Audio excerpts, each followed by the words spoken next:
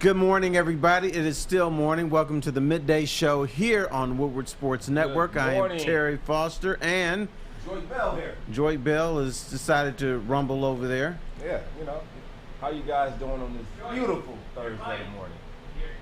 Oh yeah, you guys are supposed to speak into the mic. He's just excited. That's all.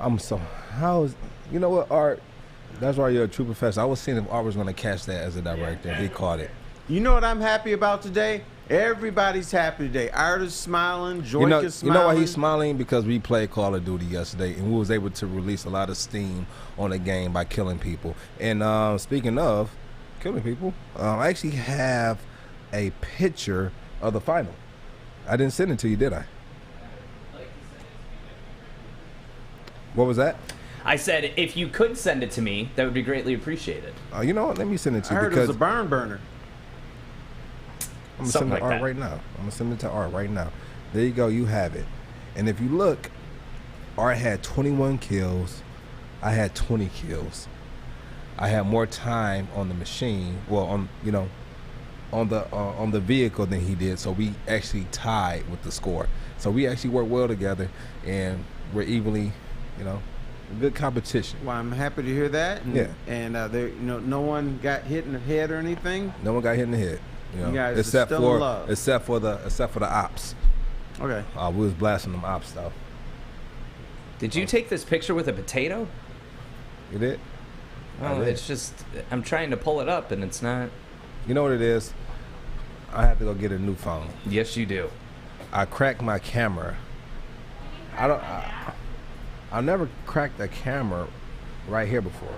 So, yeah, like right here. Hey, ding dong, we're on air right now. What are you doing? Yeah, no back cracks on TV. It walks on set. Can you crack my back? Can you crack my back real quick? Right, everybody, that's our producer, everybody. Kennedy Broadwell. That would be out of the ordinary for Kennedy crazy Broadwell, things to everyone. Yeah. Do you have your lighting? Do you have your camera on? Are you ready? Her camera is coming Is your on in the laptop next ready? Are you ready 5 for socials? seconds. There we go. Now it is on. The training wheels are off. The training wheels are off. All right, let's The training reel wheels this all in. Did you watch Hey, the Joique, Tiger can you game crack my yesterday? back? It ended up being 17-14. 14, yeah. I definitely saw the score. Saw the highlights. They're up 10-0. Now, in sports, let's put this to football. If you play a football game, normally it's 27-24 or 21-17 or something like that. Yeah. Every once in a while, if the two teams are competitive, you might get a 52-48 game or something ridiculous.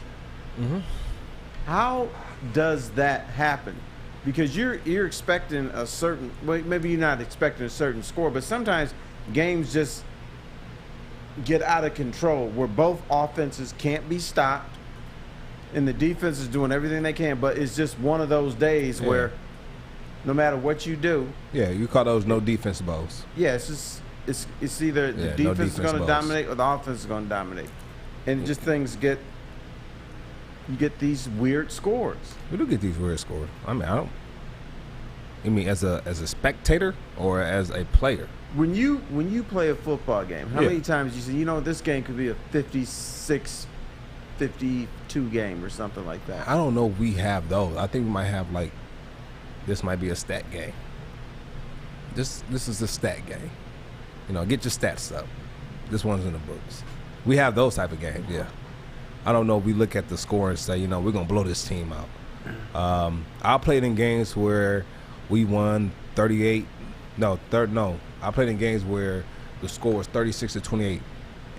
Championship baseball game here in Detroit, actually. Okay. And so I played in a game like that before. I played in a game where we beat a team 18-3, in the championship game. And so when you're a player, it's fun.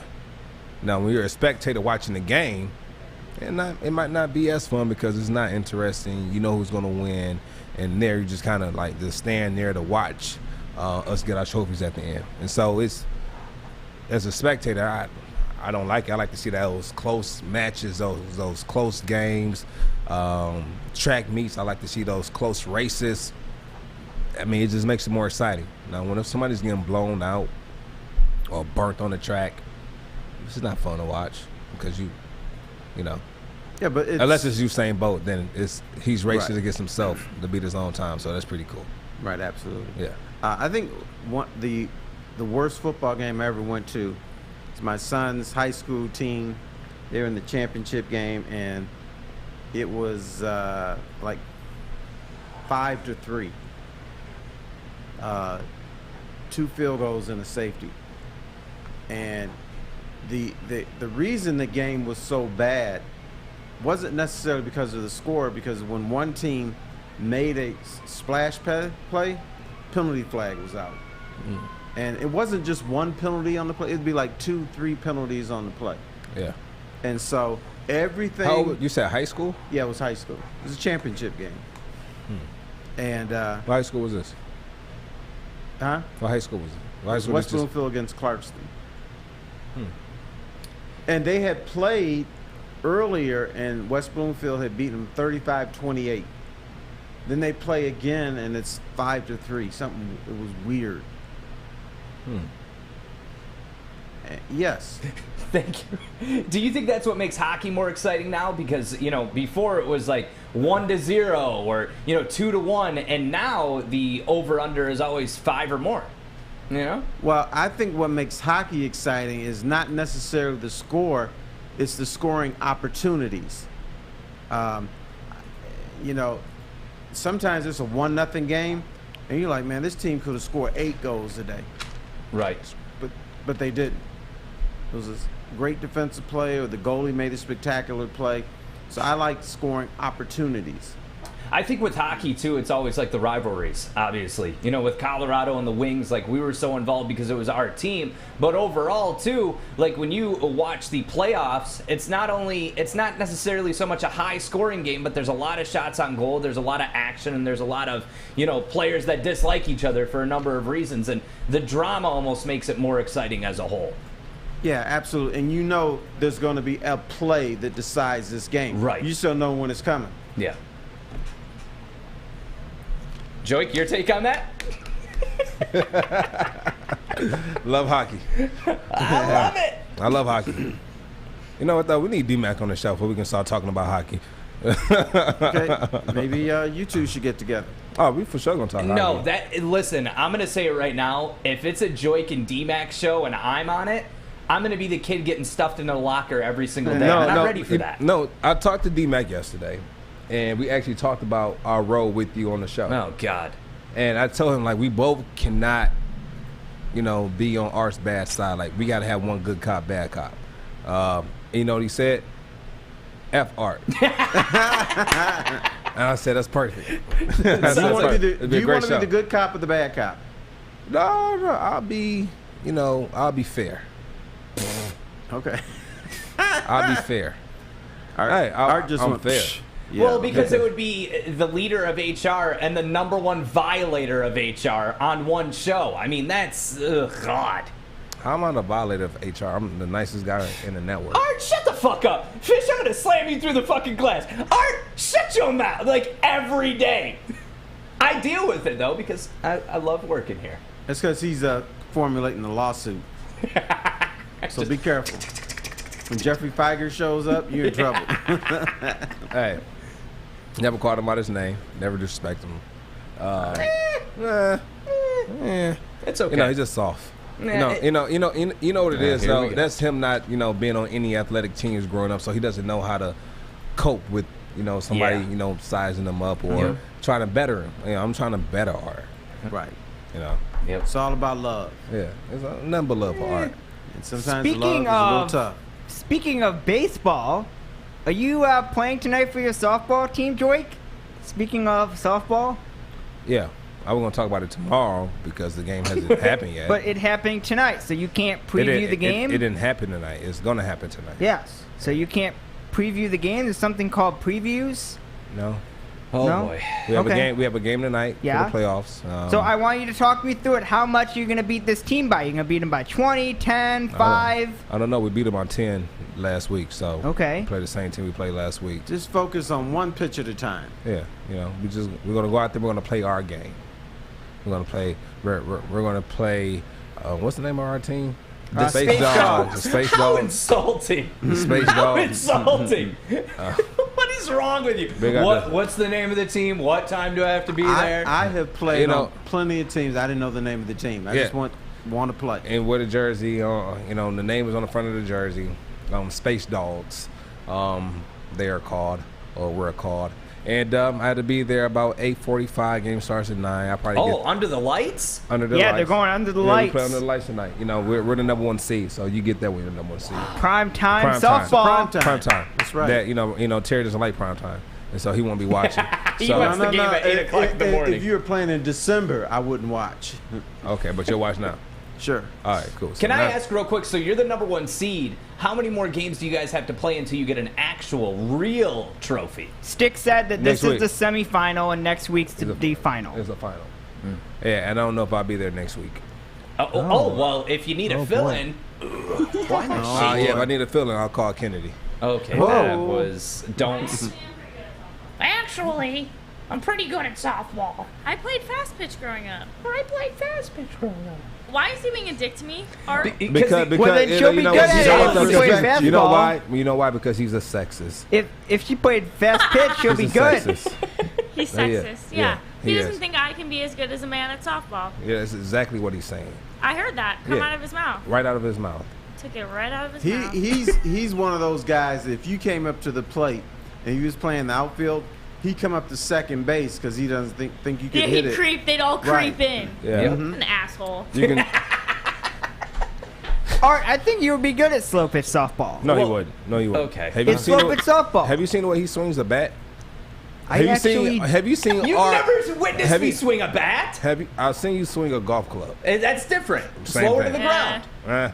Yeah, golf club and baseball bats are different. Thank you, Fish. You Yeah. can crush a baseball and be terrible at golf. And you can crush a golf ball and be terrible at baseball. Yes, you can. Or You know terrible what? at both. You know what industry is crushing it right now? Whoa. Yeah, the cooling and heating industry. Oh, okay. I thought so. Start a new career in the industry that is always essential. The heating and cooling industry. To learn more today, go to northwesterntech.edu. Hey, you got my boy Terry Foster. You got my boy Artemis Smith. You got Cotta God here, Kennedy Broadwell, and you have my boy Fish in the aquarium. Stay tuned. Woodward Sports. Welcome to the Call Sam Chopper Shop, where you can win a custom-built chopper while helping our veterans at the same time. Watch as the Bad Pig Custom Team turns this bike into a one-of-a-kind classic chopper. And when it's finished, we'll be donating the bike to Volunteers of America Michigan to raffle off in support of our vets. A great cause to give back to those who've given so much. Watch for Call Sam Chopper Shop episodes on our social media channels and get your raffle ticket today at callsam.com/chopper shop. So right before I did my read before we went to break, I was looking at Terry, waiting for him to swat it down like you did yesterday. I was waiting for it. I learned my lesson. And he didn't fall for it. He didn't fall for it because that was a good job on staying, throwing that oop. That was a good oop. You can't play basketball, but you got some good assists. You don't know any of these sports that I can't play. I proved that I can't kick a football, but everything else. Wait, I heard that correctly? I can kick a football, right? Thank you, Fish. 35-yarder down the middle. Woo! You saw that? Yeah, I saw that. With your own eyes. I saw it with my own eyes. Okay. Ball comes to him, snapper, good hold, poof, good kick, and it's good. You saw that in person. I saw it in person with my own eyes down at Birmingham Girls Football Field. Did you see that dude? Did you see that, Kennedy? Tell the truth. I must have been Helen Keller out there. I don't remember that one. Yeah, Art talks about things that he Never saw happened. and witnessed, but nobody else did. Nobody else did. Isn't that funny how that works? That always works that way. Oh, how the tables have turned. Well, you don't think I would be good at softball, so I get to come for you. I will challenge you, Kennedy. I could dome home runs way better than you. Slow pitch or fast pitch? Any way you want it, sweetheart. What position did you play when you played? I was first base when I played. Well, you can't play that stick, so. All right, I'm willing to So, bet. you, so if you take my, you you got to cannot take hit a third. home run. Okay, I could take third. You got some heaters coming down there. All right, some that's heaters. fine. What did you say, Terry? Don't But say, you oh, could that's not fine. 'cause hit they, a home run. How dare you? After all we've been through, you're no longer blissful Terry. 275 feet. 285. Is it 285? 285. Okay. Can you hit a softball? He can't hit a golf 280 ball that far. Oh, that's true. You don't know. Could you hit a softball No, he can't. 285 feet over like a 12-foot fence? That's almost 3 football fields, right? Oh my God. No. That's Yards and feet are brother. different. Yards and feet are different. That's why I said no. You can hit it that. You can hit a golf ball that far, but you can't. That's crazy. What? Art does know more sports than we give him credit for. He's not wrong there. No, he doesn't play any. Did you see him hit the golf ball? It was horrible. I did not see him hit the golf ball, but I can was imagine horrible. it in my brain. I can imagine Did you see him throw it back? whacking it Did you see him 300 throw a yards football? down the middle of the Did you see him throw a fairway. football? I did. Did you? It was pretty Yeah, good. It was no, it wasn't good. It He wasn't. threw it better than half the quarterbacks in the NFL could. Threw You those believe- dimes. Do you believe that, Art? I don't think Jared Goff Art, do is you believe afraid that? of his job because of Art. Trust Well, me. well, I think Jared Goff's going to get the MVP. Other quarterbacks, maybe Andy Dalton. Coach He of could the feel better year than for Andy Dan Dalton. Campbell too. Yeah. I'm calling it right now. It's 5,000 odds on my bookie right now for Campbell to be the coach of the year. It's gonna happen. Man, that's great. And guess what else tonight is? 10-7. NBA draft. That's right. It is NBA draft. I talked to one of my guys last night, NBA scout with the Utah Jazz, and I asked him, if you had the #1 pick, who would you pick? Because we're assuming it's Cade Cunningham. And he said between Cade Cunningham and Jalen Green, it depends on what you want. He says you could go either way as for the #1 pick and be good. You'd be okay. You'd have two difference makers. He said the difference is Jalen Green is a stone cold killer as far as scoring, attacking the basket. He's a great shooter. Cade Cunningham is a guy who's more cerebral. He can control a game better from the top of the key and get people set up. And still has that killer instinct when he needs it. And he has the killer instinct at the end of games. So that's what you. So the thing is, do you want that type of player, that type of James Harden player? Or do you want that player that can facilitate and incorporate the whole team? Who's going to win more? I think when you look at the NBA, that the guy who can control the ball at the top of the key, find open guys, has a better success rate. I mean, LeBron James does that. The Greek Freak does that, even though he attacks the basket, but he still controls the ball from the top of the key. And but Devin Booker, he's a stone cold killer as far as a scorer. So I think it all depends on your team. He just needs to stay consistent for me. You can't go into the finals and shoot, what was it, 8 for 22, or not in the finals. You got to break it. You got to bring it. But definitely a killer. I'm not taking nothing from him. I'm not taking anything from him. But I just want to see more consistency out of him, because there's a lot of guys who can say great for a year or two, be good 1 year. But it takes to be put up there in that realm of greatness. You have to be consistent year in, year out. Michael Jordan was great. LeBron James is great. Kevin Durant is great. Steph Curry is great. So, but it's consistency. It wasn't just 1 year. It's year after year after year after year after year. And so, I won't put Devin Booker in that great category yet. But he can be great at times. But his game is to hurt you scoring. And then when he's not scoring, then how can he hurt you then? He can pass a little bit, but that's not what I think of him. Exactly. When I think of Devin Booker. Yeah. But Cade Cunningham is a guy, supposedly he can control the top of the key. Yep. He can, his job would be to make others better around him. Yeah. And then at the end of the games, he's shown at Oklahoma State, at least, I don't know if he can do it on the NBA level, but then he has that mentality of, I'm going to get this big bucket and you're not going to stop me. That's true. But then that's what we need here. We need a guy like Cunningham to come in and help facilitate to make the players around him better, because he's not going to be able to win here by himself. I don't want him to make the same mistake LeBron made when he went to Cleveland. He was doing a lot of things himself, putting everything on his shoulder. Like, get your teammates, get them involved. Get them involved. Don't get your body beat up. Learn how to pace yourself through the season. And then, just being around some veterans on the team and learning how to kind of make it through the season with maintenance, keeping your body up. Because, the season, almost tripling games. Yeah, I know. But I think the thing is, when you're a young player in the NBA, you're going to make that mistake. You're going to, want to show out, show everybody up. You don't know how to pace yourself because that's something that's learned. Because, you're 19, 20 years old. The body feels good. And, the body is invincible. It can never be hurt. That's the mindset you go in there with. And it can be. And you have to learn how to pace yourself. And usually these guys, by January, they're like, I'm burned out. But they get it together, and maybe by February, March, they've gone through their doldrums, and then the NBA, they can see the light at the end of the tunnel, and they're better players. But I think anybody comes into this league, they're going to make that, if you want to call it a mistake, they're going to make that mistake because they just don't know. They don't know, but that's why you get with veterans. That's why you get with veterans on the team, and then they teach you how to be a pro. All right? You got to, if you want to win, we got to be a tight-knit group.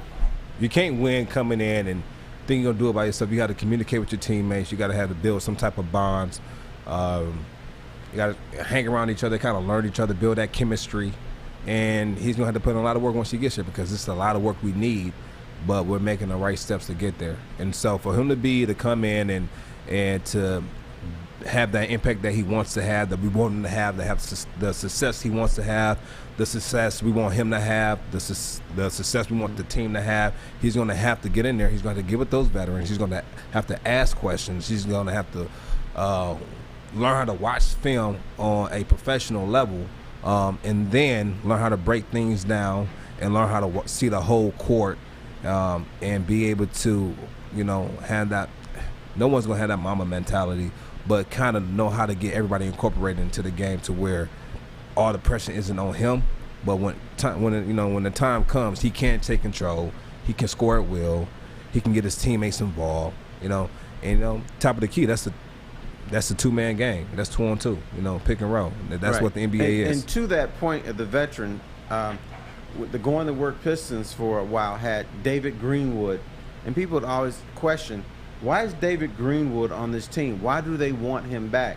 It's because David Greenwood, I think at the time, was 35, 36 years old. He'd been in playoffs. He was a professional. And he may not have been playing a lot, but he was mentoring the younger players and saying, this is what you do in this situation. And so that's why they wanted to keep him, because he was that guy that you turn to and said, I don't know what to do. What do I do in this situation? You tell him. And he was very important for that team. Yes, sir, Artis. Real quick before we go to break, got to plug the draft party happening tonight with our friends at Imagine Novi, 7:30. It's going to be an event that I think if Jalen Green ends up getting drafted, you're going to have a lot of crying Woodward sports crew here. But it's we're going to be doing it live, of course, on our social media platforms. That happens at Imagine Theater in Royal Oak. I thought it was Novi, so my mistake on that. But that is tonight at 7:30, and big shout out to Imagine for that. We do have to go to break. Just wanted to make that clear. If you could let us know what is coming up, either Sir Joique Bell or Sir Terry Foster. Well, coming up, let's get more into the COVID testing, the mandated, and the vaccinations in order to get into restaurants here in Detroit now. When we come back, Woodward Sports.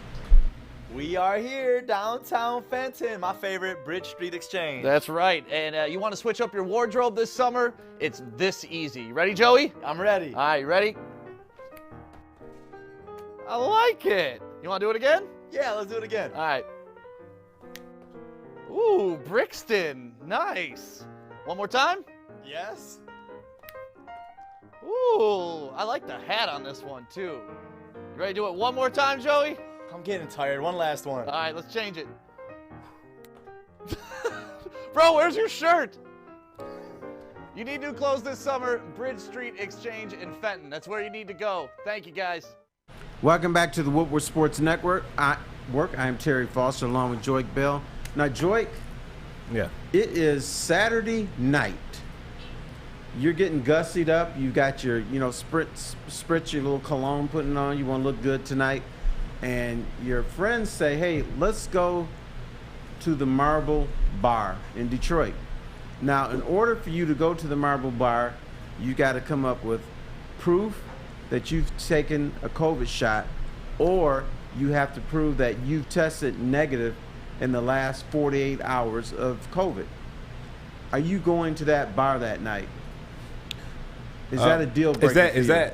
Are you asking me that in general, or in general? That particular bar? No, just in general. But the Marble Bar is doing that. That's what they're doing in particular. You know what? They mentioned that yesterday in Marble Bar. That's the first time I've ever heard of it. Is that downtown? I believe it's in Midtown. Yeah, downtown if you want to say that. Downtown, Midtown. I've never been there before. I haven't heard of it. But if that's their, it's their establishment. So they can do what they want to do. I wouldn't be going there. Okay, they can do what they want to do, but as a customer, I just told you I wouldn't be going there. You're not going. No, I'm not going. Okay. Here's their official statement. Anyone, go ahead. Yeah, their official statement reads, beginning July 30th, regrettably, due to the emergence and spread of the Delta variant, Marble Bar will begin requiring proof of vaccination or a negative COVID test within 48 hours. Furthermore, the Delta variant has proved to be more resilient against the vaccine and more transmissible in all environments. As an establishment aiming to bring people closer together, we feel it is our duty to limit transmissions and proof of vaccination or a negative test, blah, blah, blah. So they said that your name must be visible and match the name on your state issue ID, and you also need to bring in either physical proof of an image on your phone that will be accepted as well. So my question to you guys, do you think that this is going to be the start of many when it comes to bars and establishments, or do you think Marble Bar is the first to do it and will probably end there? You know what, you can't call it, but I don't think it's gonna go too much farther than a few restaurants that do it in there. The clubs or bars where they pack them in, they're going to do that. Probably at your Red Robin or regular restaurant, they're not going to do that because they would be fearful of losing too many customers. You know how long that line is going to be outside? People trying to bring up pictures, showing vaccination card, showing your state ID, looking back, get pat down, come in. Like, it's too much. Not too many people are going to do it. I'm letting you know right now. And even, it has come out that even if you're vaccinated, you can still pass it. You can still contract it. You can still pass it. And they came out with that information I saw yesterday, the CDC. And so, I understand, again, vaccinated is important to a lot of people. But they're saying that you can still contract it and just gonna give you a milder case of it. Now I'm not a scientist. I'm not a scientist. You're not? No, but I'm not stupid either. So Dr. Bell over here. No, I'm not a scientist. But like I said, to each their own, man.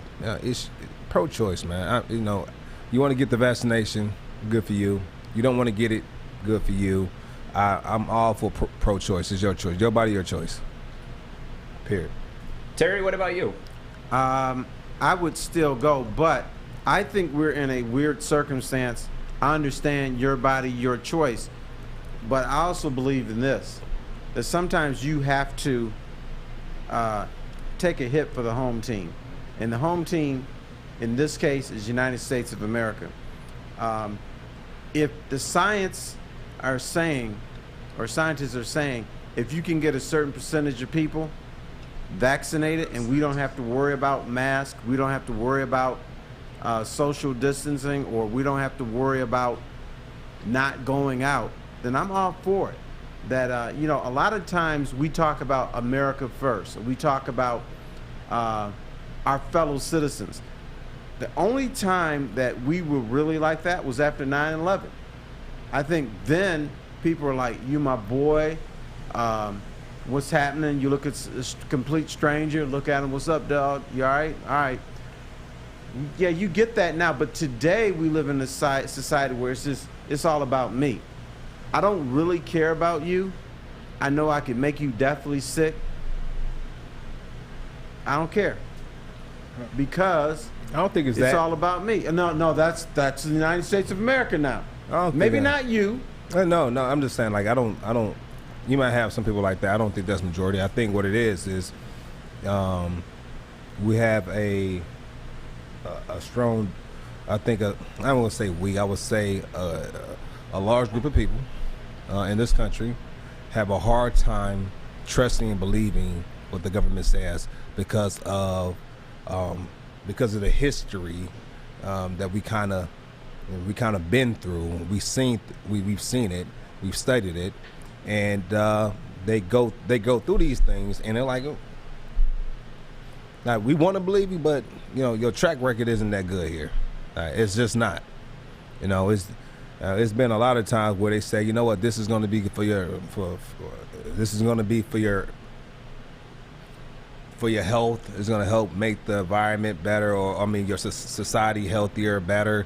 But you look at all the different things where they were giving out shots of syphilis, or they were giving out the Tuskegee, experiments and all these different things. But they were spewing the same thing they're doing now. I mean, the same things. But we start to believe them now. But but here's my message. I'm not talking about me. I'm talking about a group of society. I mean, and it's not just this issue. Why are they so quick to bring the vaccination to when they first came out? Well, we want to get it to Africa. We want to give it to the minorities because we're dying at a disproportionate rate. We want to take it to the black communities. Like, where was this where we were in poverty? Why weren't you guys bringing this type of urgency to our community where we could have used help financially in these different things? But there's always this excuse. Oh, well, this is different. What makes it different? I think they tried to bring it to the black community, and the black community rejected it. They brought up the Tuskegee experiment, and here's what I say to this. If they were just giving it to black people, I would say, you know what, you're right, don't take this shot. They're giving it to white people too.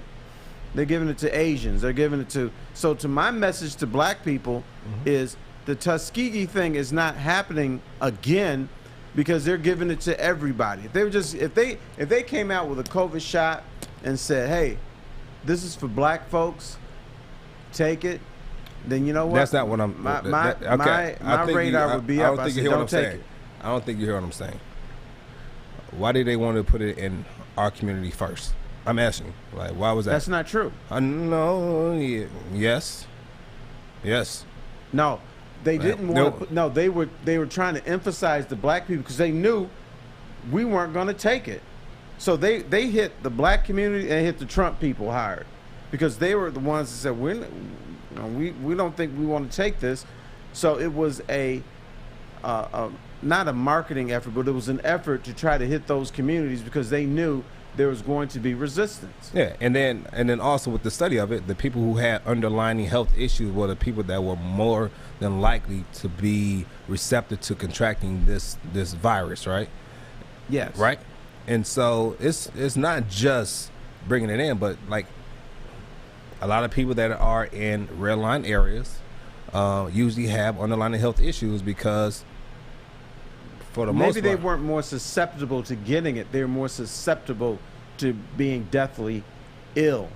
That was the issue that they had brought up. That if you're overweight, if you have diabetes, if you have heart issues, if you had cancer. But it's like any health, and this is for anyone, right? And so you hear all these things, right? And because I know my parents got vaccinated, right? And the thing for some people, they say, well, it's not enough research on it. They rushed it. And we're living in a real life experiment where they're learning new things every single day. Because initially it was, the vaccination will help keep you from getting it or spreading it. Or if you do get it, it'll be mild symptoms and, you're less likely to spread it. And it comes out, you can still spread it. They're still learning things every single day with these vaccinations. For instance, my dad got the vaccination and he fainted that night. The first my mom ever seen my dad faint because it was the Johnson & Johnson one. And then they took it off the shelves because they're rushing these vaccinations. And some people just want to get more research done before they put something in their body that they don't know.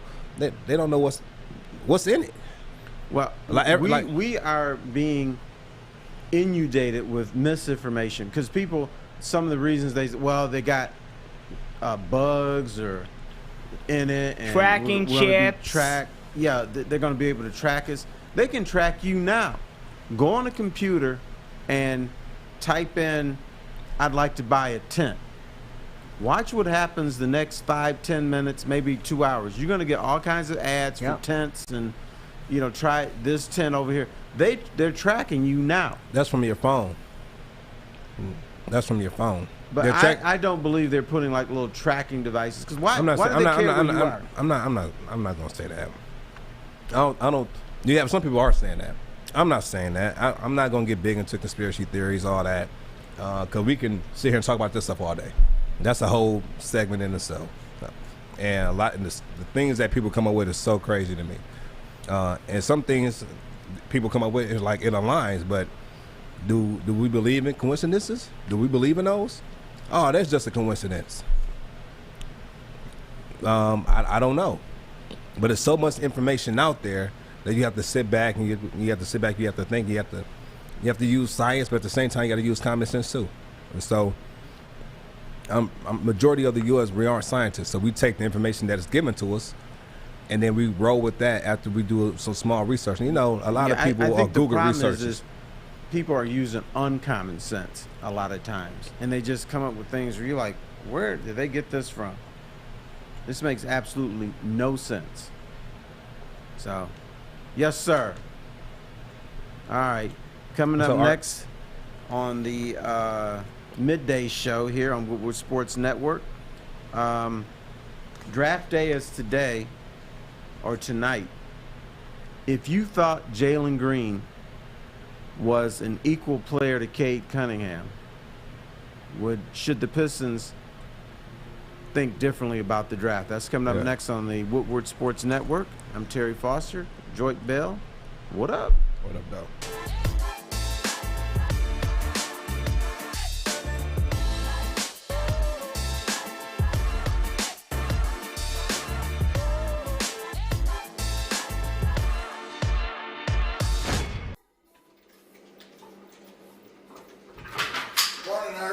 Morning, D-Mac.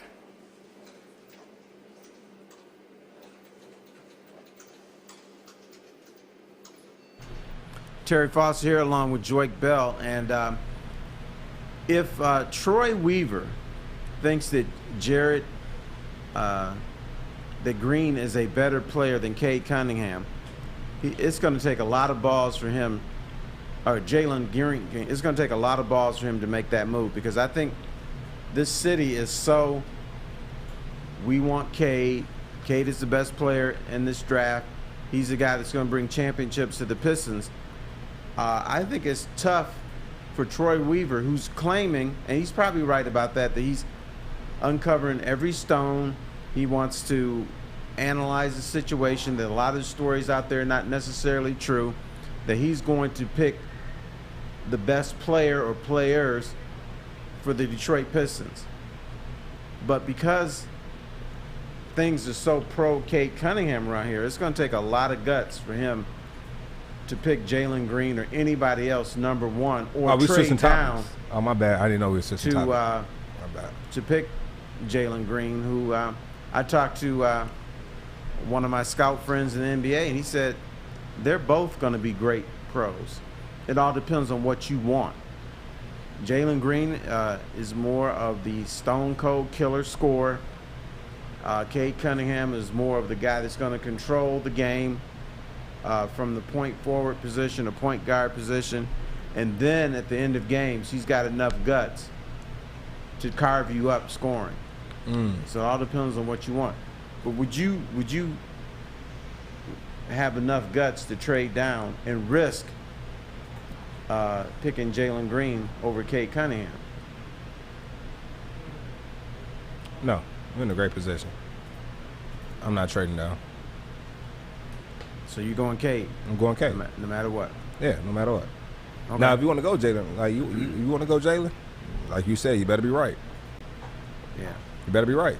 I mean, because you not see it. Yeah. You know, and that's the power of like the fans, because if the fans, do an uproar and Jalen doesn't pan out to be what we thought he was 3 to 4 years down the road, then it's going to be, and Cade is taking off in his career, and we look back and say, we could have had this guy, but we took da over whoop, whoop, whoop. Right. And then now he's in the shitstorm. Yeah, but the same can be said about Jalen Green. Like, we could be overlooking him as a franchise. We pick Cade, and he's not the performer that we thought he was. And Jalen, makes LeBron level, which is, it's really hard to do, don't get me wrong. But at the same time, it's like a flip of the coin, it seems, because both are great players, and they both have their valuable assets. But that's what I'm talking about. That's what the fans want, though. Right, the fans want Cade. All right, and so we get Cade, it'll be a different, like, we all wanted him. Yeah. We all wanted him. And so it's not, we're not going to sit back and baptize Troy Weaver because you got the pick that we all wanted. All right, this is the pick that we all. Yeah, but I think that the media and the fans also make it a point to almost make the decision for Troy Weaver, and it's like at the end of the day, he is the man making the decision. The media, and the media is getting all the information from scouts around the NBA. Right. And so it's not like they're just pushing out what they want. Right. They're pushing out the agenda of what the scouts are putting out. But I feel like Cade's agents help with that too, having him come visit Detroit and he's hanging around. Like, we all want Cade, but I think that discredits Jalen Green. Like Terry was saying, they're both great athletes, and I think we're in a beautiful spot right now. Yeah, what are you talking about? The thing is, we have not seen Jalen Green play. Yeah. He was in the G League. A lot of people who claim, well, he does this, and they never saw him play. They don't know what he can do. They don't know what he's like in a pressure situation. They can read, but that's not you eyeballing someone and saying, okay, this dude can play or he can't play. But from a fan's perspective, what happens? Do you think, like, there's comments saying Detroit will burn if we don't pick Cade? Do you see people losing their minds that much over it? Yes, absolutely. God. But if Jalen Green comes in here and performs, then that goes away. Right. Now, Troy Weaver for the next 2 months, if he picks someone besides Cade Cunningham, is going to be a pariah in this town. He's just going to get roasted. But then if he's proven right, then it was the right move. Now, it's not only him proving right, it's going to be also Troy getting in the right supporting cast around him when he gets here. Mm-hmm. And when he gets here right now, we still need some more weapons. We need some more bigs. We do. We need somebody to be able to get in there and control the paint. Now, we have a lot of energy down there. But we still need a supporting cast around him. Because right now we have a lot of good players, and then we have a few role players. We're going to have to get some more superstars around him. That's correct. Yeah. Do you know who I got made fun of by saying, I think this guy can play in the NFL? Who? There was a college player that I got to see play. Not many people in the media got to see him play. And I said, I think this guy's going to make it in the NBA. I mean, not in the NBA, but the NFL. Not sure, but I think he's going to be there.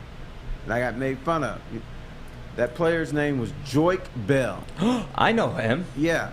Because I saw him play at Wayne State a few times. I said, I don't know. What year? What was this? What year? I never knew that. I saw you play your junior and senior year. Junior was terrible. Was he just as nice as a person? I don't know if I interviewed him one-on-one. Because Nah. I talked a lot to Coach Winters. I didn't get too many interviews in college. But back then you were saying Wayne State versus everybody. Now you're saying Detroit. Yeah, but here's what I was told. I wasn't this saying dude that. plays at Wayne State. that. He can't be that good. He'd be at Michigan or he'd be at Michigan State. And I was always accused of trying to pump up the smaller schools and everything.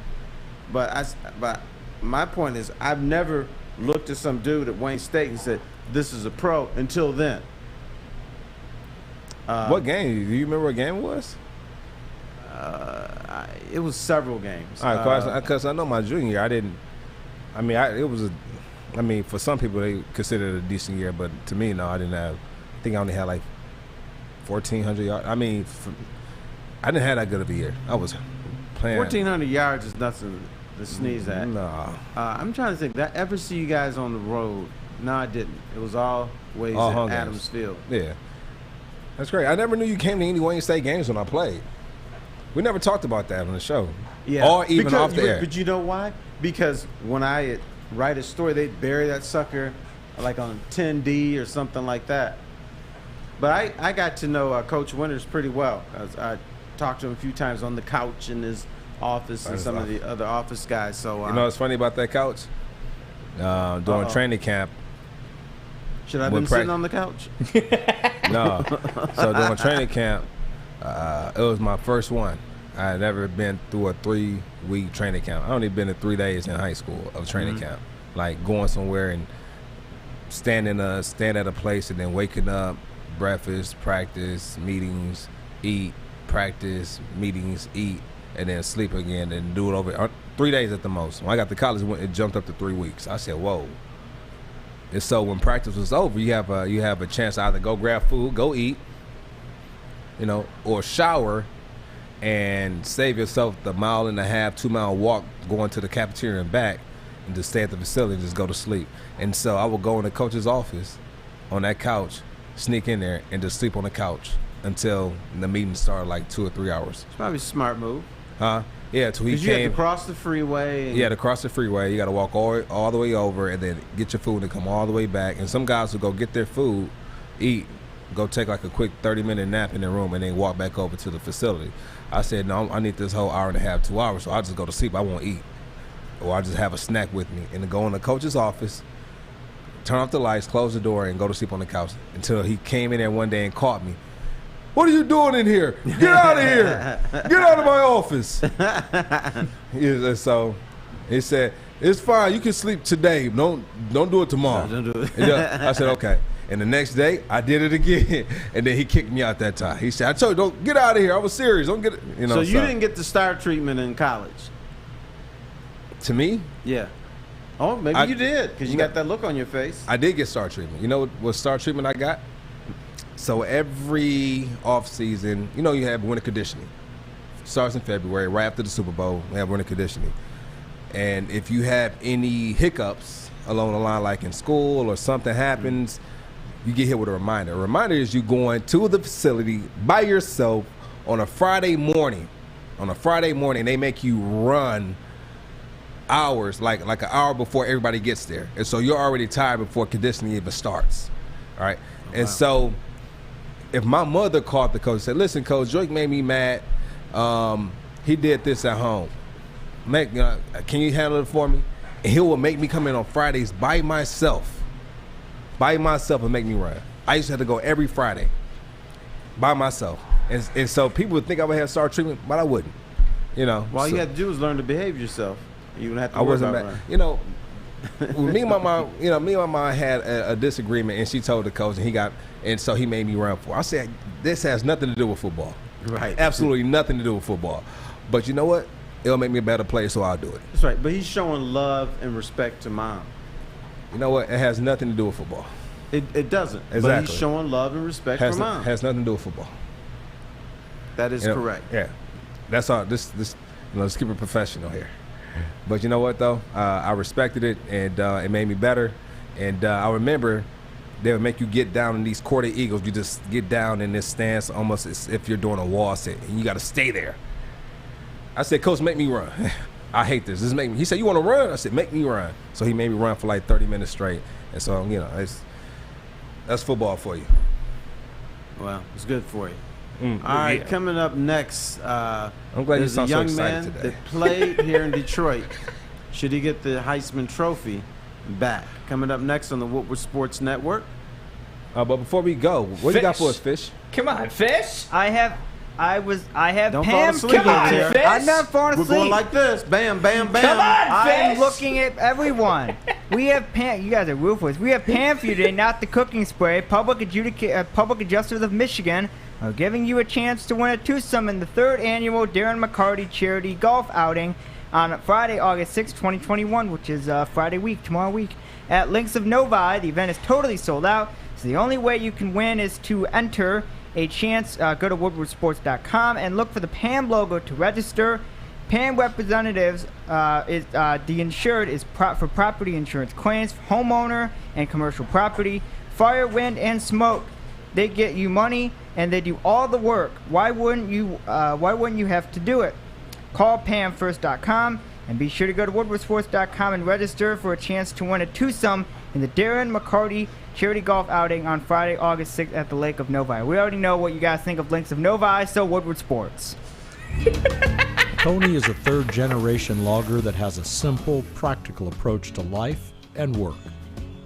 That's why his Coast DX342 knife is perfect for him. The stainless steel blade is rust-resistant and made for all-weather use.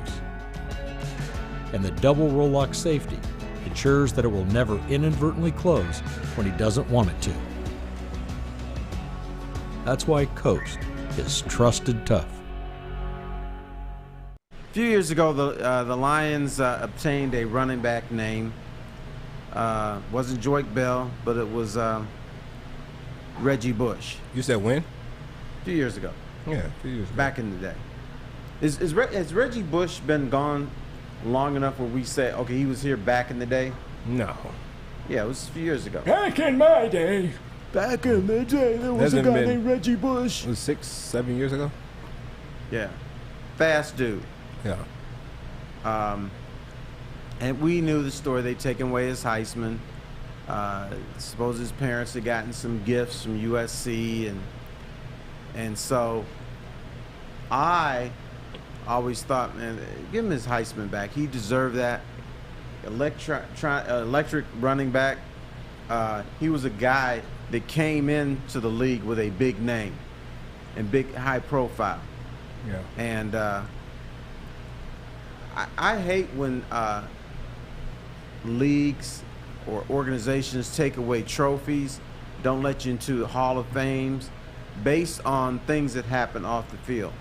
My question is, were you a bad MF on the field or not? Right. Were you a dominant player? Were you a guy that people feared? Were you a guy that people game planned for? Were you a guy that won games? And if that's the case, Hall of Fame, Heisman Trophy, all that stuff should be yours. There's a lot of people in Hall of Fames and who have Heismans who are not choir boys. So Reggie Bush, give him back his Heisman, because especially now that the rules and everything have changed, that we wouldn't think about taking his Heisman from him now. Yeah. Did you see what he posted online? Did you see that, Art? I did. I can read that. Yeah, please. The NCAA and its member colleagues are suppressing the pay of student athletes who are collectively generating billions of dollars in revenue for college every year, with enormous sums of money flow to seemingly everyone except the student athletes. While college presidents, athlete directors, coaches, conference commissions, and NCAA executives take in 6- and 7-figure salaries, the student athletes who generate the revenues, many of whom are African American and are from lower income backgrounds, end up with little to nothing.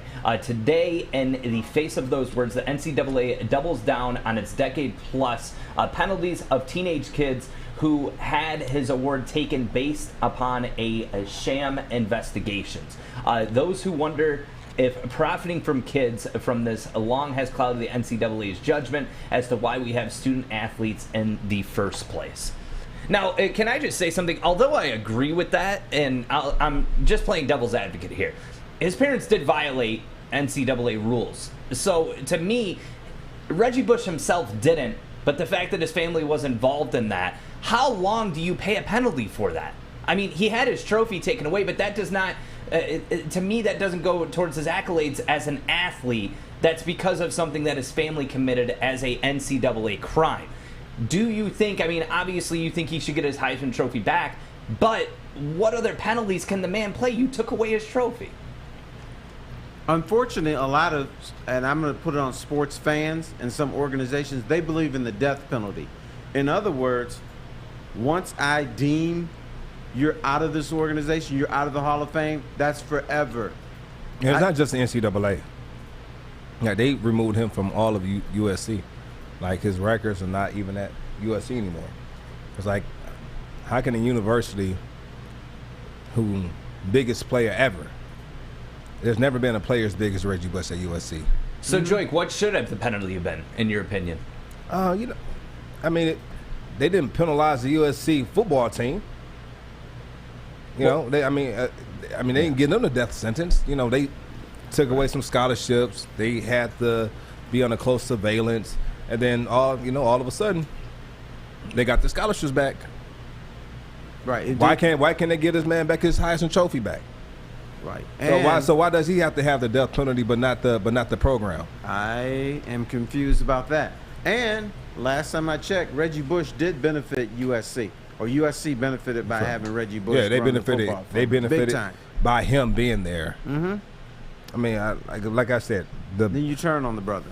Turn on him, and that's how cutthroat this. Like, what you see what's going on right now with Reggie Bush is just how cutthroat this game is, and this is the business side of it, right? This is the business side of it because, like, what's the point when you guys want him to take his phone call, right? You want him to take his phone call, you want to respond to him, and then you come out with something on social saying that you guys won't even reevaluate his circumstances.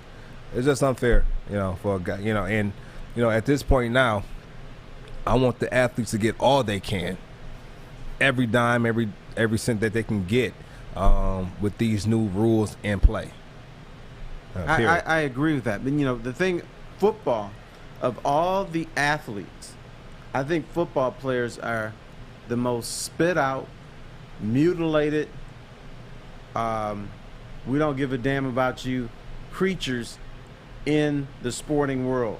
When you're done. Basketball play, even if you're good, even Aaron Rodgers is going through a little bit of that in Green Bay, even though he's coming back. Every great player goes to that. LeBron went through it. You are respected more. Yeah. LeBron is running the league, though. LeBron went through it. KD went through it. Steph Curry went through it. All great players are going to go through that scrutiny. Just what it is. When they get old and can't play. But I'm talking about football players are spit out. There's a guy named James Jones that played for the Lions, running back. And we used to talk a lot. And James Jones was supposed to be the starting running back, I don't know what year, 98 or 99. They ran this dude 8 consecutive plays in the first quarter of the first preseason game. And guess what happened to James Jones? Wow. Screwed up his knee. His career was done. So I got to talk to him afterwards, and he's like, I've been in this league 7-8 years. It was unnecessary to run me 8 straight times in a preseason game. They know what I can do. So that was ridiculous. And he felt that he was disrespected, that he messed up his knee within those 8 plays? Yeah. I'm telling you. So who ran him out? The football fans? No. His knee, he couldn't play anymore. What happened to it? Blew up? He ran 8 consecutive plays. Like on the 8th play, he injured his knee. His career was done, basically. Damn. And so his point was, they know what I can do. He's talking about the coaches. Why do you run me 8 straight plays in a preseason game? Now, this is who you do that to. You do that to guys trying to prove themselves to get on the team in the 4th preseason game. I have to take about 8 carries straight in the game before when I'm trying to prove myself. And after that 3rd carry, you're out there. But you know what? You this is part of the game. Look, we got some fans who came in. We got some football fans who came in. Hey, Stick, who we have here? We got a guest. They got a guest. What's up, Art? He's in the booth. Buddy? Say hi. Say hi. Jason. Say hello. Hey, say what's up, Jason. Just wait. Say hey. Just wait. What's up? He's on the Lions 10-7 train. Look. Are you on the Lions 10-7 train, or you know that they're going to be, they're going to be building this year and they'll get to 10-7 eventually? Or you think they're going to be 10-7 this year or next year? Probably. Art's working on him. I'm working on it. By the end of the show, he's going to say Lions Super Bowl. Yeah, I do play. So he has him going 10-7? You got him going 10-7, right? Yeah. Yeah, there we go. There we go. Hey, you can have this job. He starts today. Yeah, what year? Yeah. What year? What year are they going to go 10-7? 2-2. He said only 2 losses, I think. Only 2 losses? He's going 15-2. No, he said 2022. Yeah, he said 2022. He said 22. No, he meant 2022 Super Bowl. That's right. 2022 'Cause it is in Super Bowl. No. That's not what he said. Yeah, he said they're going to lose 2 games in 22. Don't put words in my friend's mouth. He said Lions 2022 Super Bowl. Right? No, he didn't say that. No, he didn't say all that. He didn't say all of that. He did. Stop putting words in his mouth. I do. Spilling out nonsense. This guy's a saint. Yeah. This guy's. I do. Hey, thanks for coming on, Jason. Awesome. Good to see you, buddy. All right. Good to see you. Yeah. And so, coming up when we come back, though, I want to get into the tight ends. And they have Hockenson, number 9 overall tight end in the entire NFL. Let's get into it when we come back. Woodward Sports. All right, but before we do, let's talk about MyBookie, because in the world of sports, the off-season is the time to relax and regroup after a hard-fought season. But playing with MyBookie gives you the choice to decide where your season begins and when it begins and ends. At MyBookie.ag, you can bet on hundreds of games and leagues from around the world, whether it's a game day parlay or a long shot winner. MyBookie's got you covered. Use pregame props or bet the game live to shift the odds in your favor and always come out on top. And not only does MyBookie host exclusive sports betting contests you can't find with any other book, but their bonuses are absolutely insane. So do yourself a favor, sign up with MyBookie, use that promo code Woodward, that's all one word, and you receive up to $1,000 in bonus money when you make your first deposit. That's $1,000 extra cash in your hands when you make your first deposit with MyBookie. Use the promo code Woodward. You can bet anytime, anything, anywhere with MyBookie. I'm looking to bring on another HVAC tech right now. We're recruiting 5 to 10 techs a month. We're looking to grow and expand. Every new tech we hire is from Northwestern Tech. The hands-on training is fantastic. They're always my first call. We love hiring Northwestern Tech grads. They come out trained and ready to work. Our program is only 10.5 months, and our next classes are starting soon. So why wait? I'm looking to hire a graduate of Northwestern Tech. Northwestern Tech. Northwestern Tech. Northwestern Tech. I told you about James Jones and the 8 straight carries. Do you know what this is? 4 carries, 8 yards.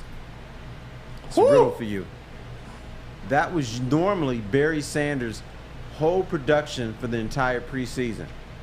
They just, 4 carries, and he wouldn't try anything crazy.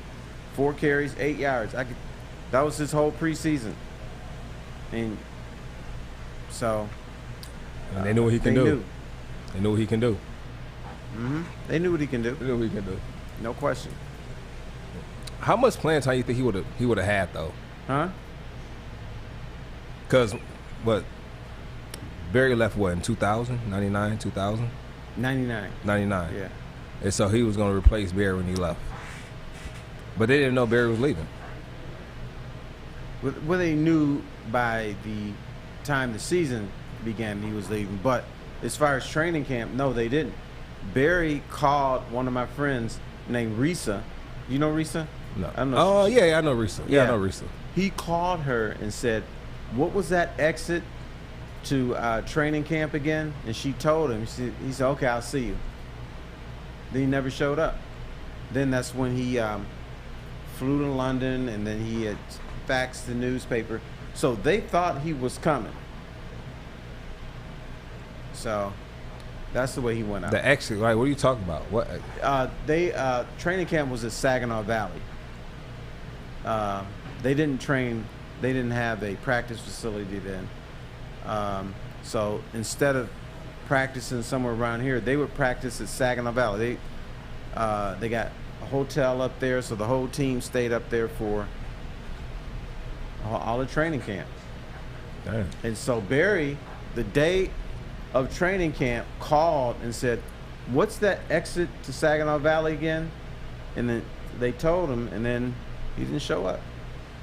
Yes, sir. Do you see, when you look at Barry Sanders and you look at Calvin Johnson, like players that were elite and in our organization that frankly got screwed over, do you see that continuing to happen with this new regime? I know owners are different from the coaching system, and I get that, but do you think this coaching system would allow that to happen if we have a highlighted player this year in the next couple of years?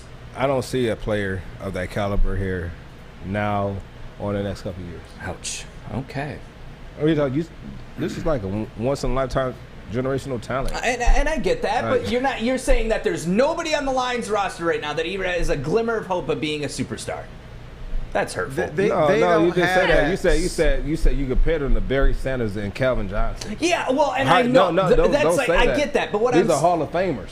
I get that. These are Hall of Famers. What I'm saying is this, though. You don't First see ballot Hall of Famers. No, I don't want you to understand how hard that is. And I get that. I get no, that. you don't get that. I understand. I'm getting what you're saying. No, tell me one player on the team right now that has just a midge of the talent of Barry Sanders or Calvin Johnson. That starter. Give me one. Or let's phrase it this way: who on the roster can you look at and say, you know what, future Hall of Famer? Hockenson down the middle. That's a segue, guys. We need to talk about Hockenson now. Ain't no segue. Answer the question. I think obviously you have performers on the squad that I think are going to elevate to great things. You have DeAndre Swift. You have new ones like Jamal Williams, okay? And even when you look at the center line like Frank Ragnow, do I think any of them are going to ever be, and I know I'm comparing center line to offense, and I get that, but is there anybody out there like a Calvin Johnson or Barry Sanders? Absolutely not. But what I'm saying is this. Are there players on the team right now that could elevate to that next level that sadly the Lions would end up screwing over? No. Okay. See, that's hard to quantify because it wasn't just the Lions screwing somebody over. It was the players saying, you know, I don't want to do this anymore. So they were out. Right. Like with Calvin, he still had things to address on his contract, and he decided not to. Barry Sanders decided to fax it in. That's not what happened with Calvin. That's not? No. So they didn't take back the money that was owed to him because he had obligations that he didn't complete?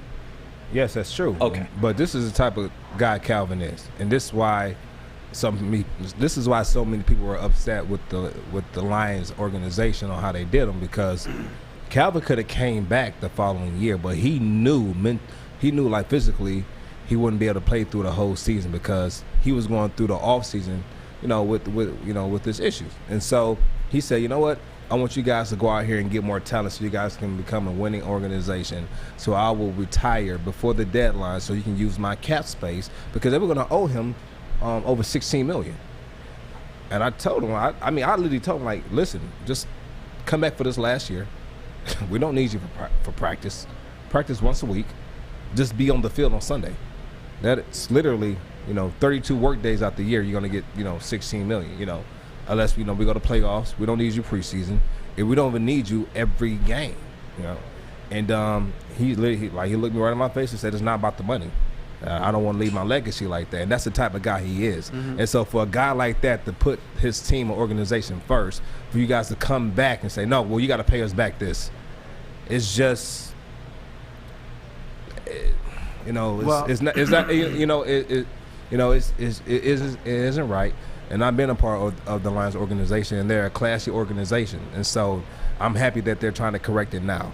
And so Lion Rumble makes a good point, though. He said, not this regime, but they have learned from their mistakes. That's why Stafford was traded. The old regime would have forced Stafford to retire before they moved him. So would you agree that that's an upgrade to what the Lions have typically done with their players? No, Stafford's not going to retire. What? Why would he retire? No, he's saying that the old regime would have said, hey, just retire so we can get rid of you. And instead they were, I guess you could say, nice about it. Why would he do that? That's stupid. He wouldn't retire. Well, don't call me stupid. Call Lions Rumble stupid then. No, I'm saying, why would he do that? They owe him money. Why would he retire and not get that money?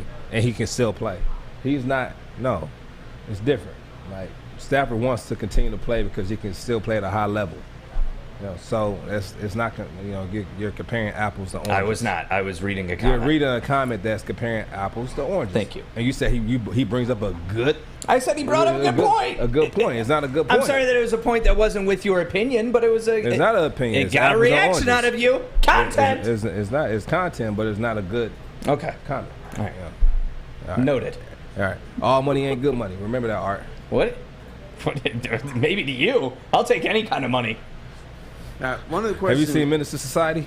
You kind of hinted at. Is there someone on this Lions roster that at some point we could start talking about Hall of Fame caliber? There might be, but we don't know because we've never seen him play. And because the scouts have said Penei Sewell could be a Hall of Fame player, but he hasn't had one down. I have never seen him play in the NFL. Right. I've heard a lot of guys who are going to be busts who were not, who are going to be great but were not. So we need to see. He's got to earn his keep. He's got to earn his respect from We can't say a guy. I agree. We can't say a guy who's never played a down in this NFL is a Hall of Famer. Now, there has been a couple players who coaches have looked at and said, you know, you have opportunity to be a Hall of Famer, to be the best person in the world at your position. You know which coach said that to Calvin Johnson when he was in college? We used to call him, he actually coached for the Lions. His name was, we called him OG, Coach Jefferson. He was a wide receiver coach. And told Calvin, like, listen, you have the talent and the ability to be the best wide receiver in the world and a future Hall of Famer.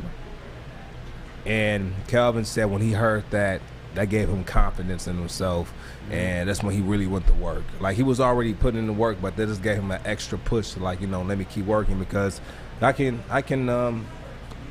attest to that, because when I had a person come and tell me, listen, you just need your shot. You remind me of a Aaron Foster. You just need your opportunity to get there on the field, because, you know, Aaron Foster became like a superstar overnight. He got his opportunity, took it, ran with it, and it didn't last long, but it did last long enough to where he was able to make a name, get a bag, and eventually separate from the game and be able to put himself in position to make some business moves. I remember Michael Vick was the one who told me that, and this is a guy that I kind of idolized growing up and watching him play, and now we're on the same team, and he's watching me in practice as a rookie, and he pulls me to the side and tells me that gives young players, you know, confidence in themselves. Even though, you know, you have to have confidence in yourself first to even get to that point to where you're on a team, you're talking with these players, you're with these players. It's a great feeling, and you're already putting in work, but this just kind of gives you that edge. It gives you that edge, like, okay, I'm not playing any games, but at least some of the older veterans, they see me in practice, they see me working. So that was pretty cool to hear. All right, I have one little story about your boy Michael Vick I'd like to bring up next on the Woodward Sports Network, and it's to make you smile. Yeah. Terry Foster, Joique Bell, Michael Vick coming up next. You know why realtors love using Hall Financial as a lender? Because of our commitment to speed and service. We have nearly 4,000 five-star reviews already. Call today, 248-308-5000, or go to callhallfirst.com.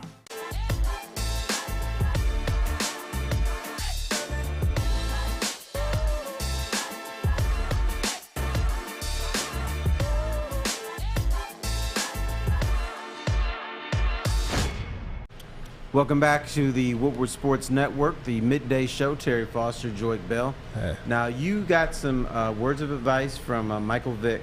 Yeah, I did. I remember him vividly. I had never seen Michael Vick play live until I believe Atlanta played at Ford Field one time. And I always think wide receivers, some running backs, some defensive backs are just like some of the fastest people in the world.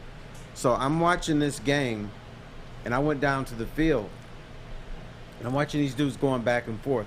And then Michael Vick ran a couple plays, just end around, and his speed compared to everybody else was just so phenomenal. I'm like, man, these dudes are slow. And I think the whole game, I'm like, man, these are some fast brothers out here. And then Michael Vick went, I'm like, damn, did you just see that? And then he's not a big guy. He's like a regular sized guy in comparison to all these other behemoths out there. Yeah, about 205, 210 in that ballpark. But that dude could scoop. Yeah, he might get up a little bit higher, but you see, like recently he ran a 40, like randomly. It's like a couple months ago, ran a 4.7. Just playing around. He's like, I could have ran fast. I just don't want to. You know, you just didn't want to do it. I don't want to pull anything. You know, just let me take my shoes off. Right. All right. And no, ran a 4.7. I mean, he hasn't touched the field in I don't know how long. Right. The bigger guy. I had my moment crazy. too with Randall L. When he was in Indiana, I saw him clown Michigan State. So afterwards, we got to interview him on the field, and I'm looking at that and said, this dude just clowned a Division I school. I mean, just made them look awful. And he looked like he was like 4'5" or something, 4'5". He was just a little dude, just a little regular dude, but they couldn't do anything with him. And sometimes it amazes me that in football, sometimes normal guy with kind of normal arms has so much speed that he can, like just like can me. just make somebody look bad. Yeah. Now, when I first started watching the NFL, the people that scared me the most were the big guys. Now when I look at the NFL, I'm more fearful of people with speed rather than big guys. Still fearful of the big guys, I'm just saying, but if you have that exceptional speed, it's just something Can't teach to behold. speed. You know what they say, you can't teach speed. No, you can't. I have a question. Someone mentioned this in the comments too, so Joique, correct? He raised his hand. Oh, I have a question. What's up, Mark? Oh, yeah. So do you think people give credit to Michael Vick for what he's done with the running game when it comes to being a quarterback? Or is that completely overshadowed due to what happened with his criminal history? And that was a question. It wasn't a question from me. It was from YouTube. All right, read it. Can you put it up? Read it one more time? Yeah, I'll try and find it. And what was the question again? It was, do you look at not Joique? Do you look at Michael Vick for what he's done in his run game, and do you think he gets the credit for it for the quarterbacks that are doing that now, or is it overshadowed by what happened, with the dog incident? I view him as a great NFL player. He just did things that made you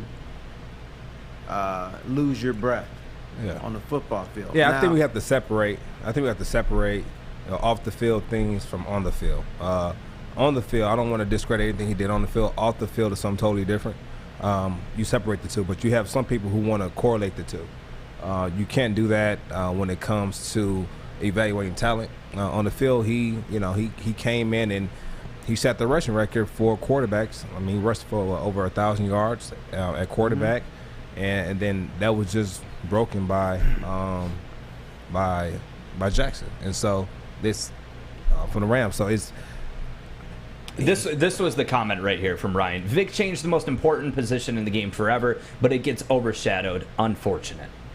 So do you think it gets overshadowed, or do you think that people still look at him as a great quarterback regardless of what happened I think off it's a little the bit field? of both. You have some people who can't separate the two. You have people who can separate the two. Now, I can have a different opinion about both sides without discrediting what he's done on the field. And for what he's done on the field and for my interaction with him, I mean, he was a great teammate. Didn't talk much, but when he did, you heard him. He was more so, he was about the action. He was about that action. And by far the most athletic quarterback I've ever played with. And that's kind of what he brought to the game. That was his talent. And, every quarterback has their niche that makes them a leader. And that was him. That was his niche of being a leader, being able to make plays with his legs on the field and also having a strong arm. Yeah, and I also think it matters what is your priority in life. I know people who are into dog rescue. They can never forgive Michael Vick, that he did the most heinous thing in the world. So it all depends on your perspective in life. But I have to think that people within the game look at Michael Vick and say, this was a great player. He did great things, and you look past that. Maybe you don't look past it, but you're able to you're able to parking lot it. Right. I think that's be able to parking lot it and be able to deal with that separately from this. All right. And so yeah, it's kind of different. Real quick, I want to get back into Hockenson though. So we're looking at the NFL or the RealSports101.com. They did a ranking of or reported on the ranking of the tight ends coming into this year, and Ben ranked number one.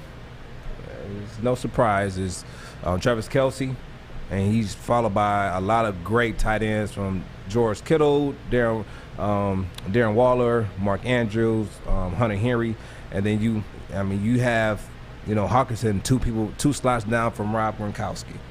And so the thing that I like about Hockenson is his upside. The thing I just want to see from him that's really going to make him great and get him into that top 5, top 3 is going to be him being consistent week in, week out. Not dropping the passes that you're supposed to make. Getting your football IQ up a little bit more. and just being consistent. But he was definitely one of our bright spots this year on the team. And one of the guys that I want to take a look at this year to kind of see the improvements he's made from last year. So I'm excited to see him this year, and I want to see how they utilize him in the offense. Right. I think he comes along, being ranked number 9 is nothing to sneeze at. No. But I think we're at a stage where we're just witnessing great tight ends like Kittle and Grant Gronkowski. I think he's living off of his past a little bit. And yeah, he caught a touchdown in the Super Bowl, but I think Hockenson is a very, very good player. Yeah. The problem is there's some great tight ends in this league right now. Yeah, but what I'm going off of is the Madden ratings, because Travis Kelce made the 99. He made 99, and he's part of that 99% club, and now everyone can get in that club. I think this is the second year in a row that he made it. The second highest, George Kittle, he's rated at 96 overall. Darren Waller, 93. Mark Andrews, 88. Hunter Henry, 87. Austin Hooper's at 86. Rob Gronkowski's at 86. And then you have T.J. Hawkinson, kind of really tied for 9th with 85 overall. What was that with Mike Gesicki? Yeah, so he's right up there. I like him. Do you play Madden at all? Do I play Madden at all? Yeah. I'll be completely honest with you. I played the new one recently. I am dog shit at it. Even with like with the MMA games, I'm really good, but I think that it does play into part you knowing the sport that you're playing, because I just do Hail Marys all day, and for some reason they don't hit. I don't understand it. But with MMA, I know what to do if it's a grounded fighter, what to do if it's like, okay, I'm facing this fighter, I can, but yeah. That third and 32 draw play never works. No. Yeah. But when it comes to Madden, I'm trash. Absolute trash. But I'm good at COD, so if we ever get into a real war, I'm your guy, You're decent. Yeah. You're decent. 21 kills to 20 kills, No, 2,200 points to 2,200 points. We tied. You want to put that score back up? You made the excuse that you had a baseball game or something tonight, so you couldn't play. I'll continue setting records, and you can go hit a ball going 2 miles. It's actually softball. Oh. It's softball. Baseball, softball. No, it's not the same. It's not. Two different sports. It's not Call of Duty War. I'm glad you know the difference between. I do. That's why I'm in baseball this and hot seat. softball. One's got a bigger ball. The other's got a smaller ball. One's got a smaller field. The other's got a bigger field. Okay, Mr. Sports. Big differences. Just so you know. I'm helping my good friend Sir Arthur the Great. You know what it is, though? We have to be able to check one another on this show. I agree. Hold on. I'm talking. Sorry about that. We have to be able to check each other on this show, and us to be kind of receptive to getting that information and then using it in the future rather than getting defensive and instead of getting defensive. So if that's the case, I'm still talking though. I'm still talking. I'm sorry. And you have people who don't know how to hold their emotions and be respectful of other people. You see what I'm saying? And respectfully, as a man, I would like to say I 2-0'd you in COD. Wait. And you have to admit that as a man, respectfully. Respectfully, as a woman, you need to realize that you're probably not. Is your mic on? Yes, it's on. Thank you. I hear respectfully. I hear it. Respectfully. Okay. Respectfully, we all hear it. But as a man, you need to realize I'm not going to be great at everything. And Art Smith, you are certainly not great at every sport. So the chirping about the softball and the footballs and all the balls that you think you can be great at. I'm just bitter because I've never been invited to the softball Space Dogs blowout extravaganza. Well, all you have to do, Art, is show up. Just show up. Come show up. Yeah, show up. You can't play though because you wasn't on the team at the beginning of the playoffs. Stick tells you where it is. Could you imagine? I joined the team and they're running for the championship, and I screw it up. Ooh. I would never hear the end of it from Joique. Well, you wouldn't screw it up. You'd actually help the team and root them on. Listen, unless it's floor hockey, which I'm the 8th grade floor hockey champion, 3 hat tricks in 3 games. Well, the trophy, bring it in. Bring your trophy in. Kennedy, I want you to tell Art how hurt you are from his comment. I want you to apologize. But let her talk first. Kennedy, Art, you listen. You don't talk. Okay. Go ahead, Kennedy. I need to tell him how his comment made me feel. Yeah, how he came at you. He came at you sideways. He did come at me sideways. But you know what? I learned in therapy and also from my mother, you need to use I statements and not you statements. So I feel. I did. I learned this in therapy. This is how you talk to people when they hurt you. You don't say, you did this, you did that, because then they'll get defensive. You have to say, I feel. Exactly. Because you cannot tell me that my feelings are incorrect because I'm the one that's feeling All right, them. we got to go to break, guys. Okay, I feel. Hang on real quick. I feel wish you that luck she tonight in sucks at softball. I said it, and now I'll say Woodward Sports. I'm looking to bring on another HVAC tech right now. We are recruiting 5 to 10 techs a month. We're looking to grow and expand. Every new tech we hire is from Northwestern Tech. The hands-on training is fantastic. They're always my first call. We love hiring Northwestern Tech grads. They come out trained and ready to work. Our program is only 10.5 months, and our next classes are starting soon. So why wait? I'm looking to hire Hire a graduate of Northwestern Tech. Northwestern Tech. Northwestern Tech. Northwestern Tech.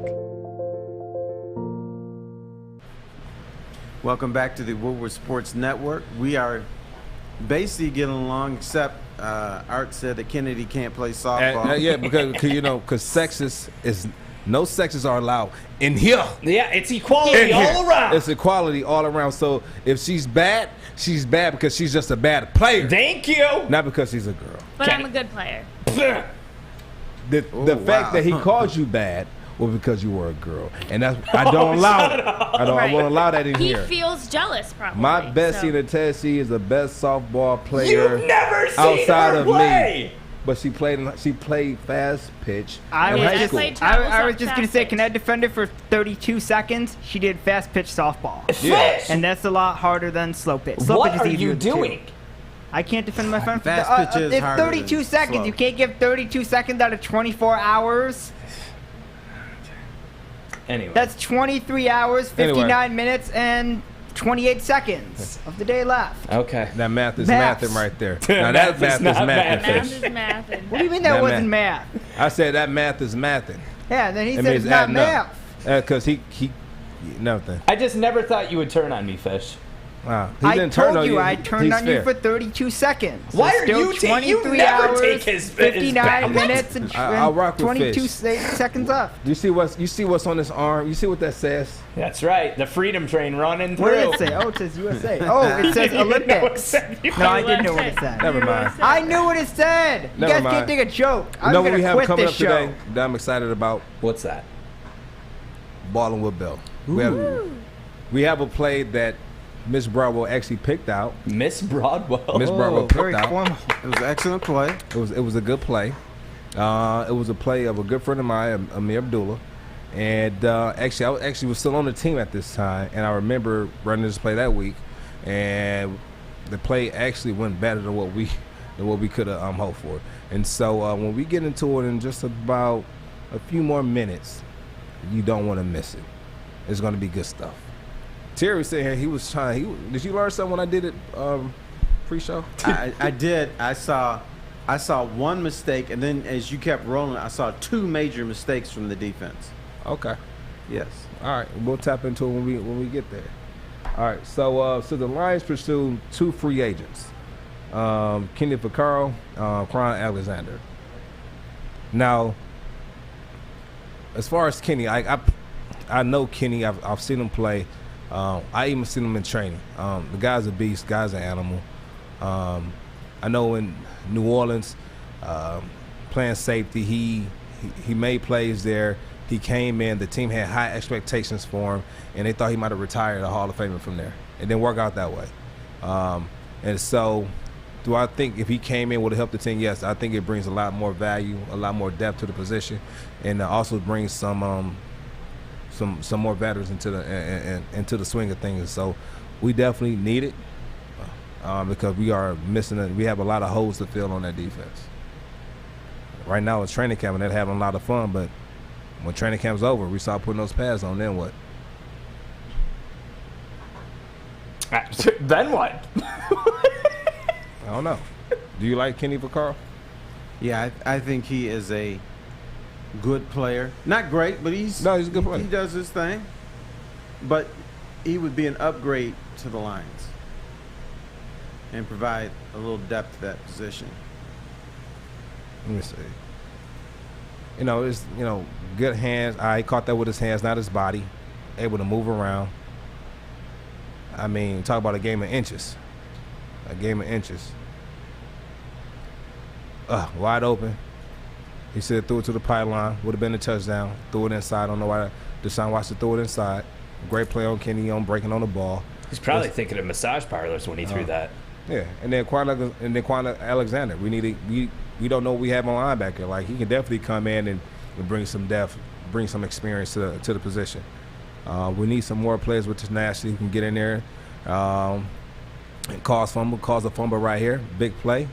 I know they always see defender get in there and strip, hold them up. First guy hold them up, second guy go for the ball. And like I said, we need this on the defense. We don't know what we have on defense yet.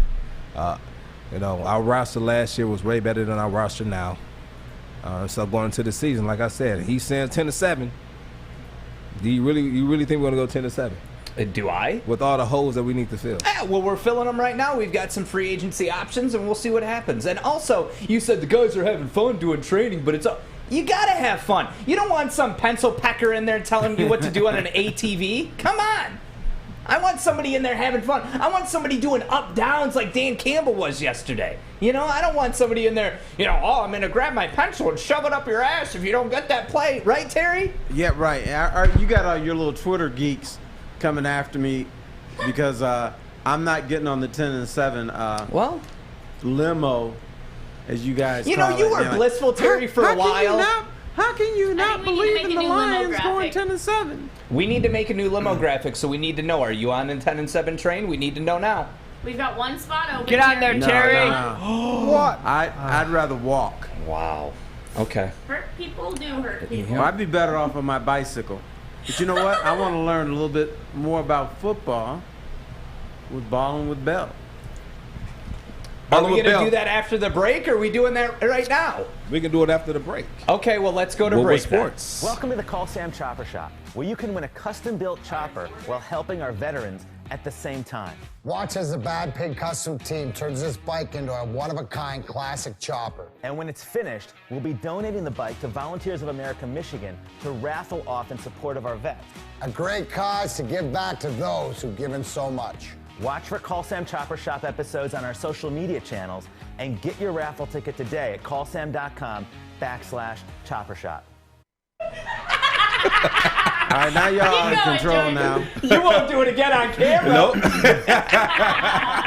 We are now balling with Bell officially. Is that what we're doing? Balling with Bell.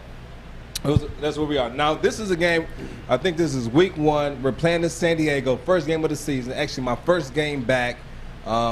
And I should have stayed on pup, but I came back because I wanted to fight for my team. But on this particular play, we have 11 personnel in. We have 1 tight end and 1 running back.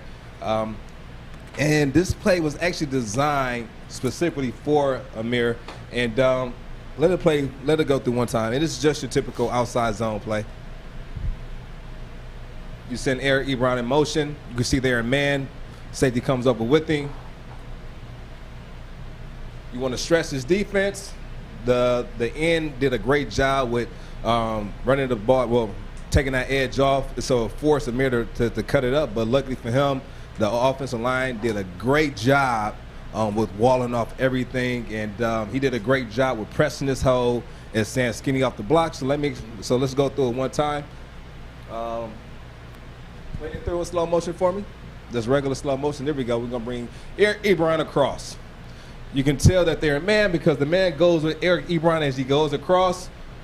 All right, we see they're a man. The O-line are going to make their points. There goes Swanson does a great job with running over to help with that 3 technique.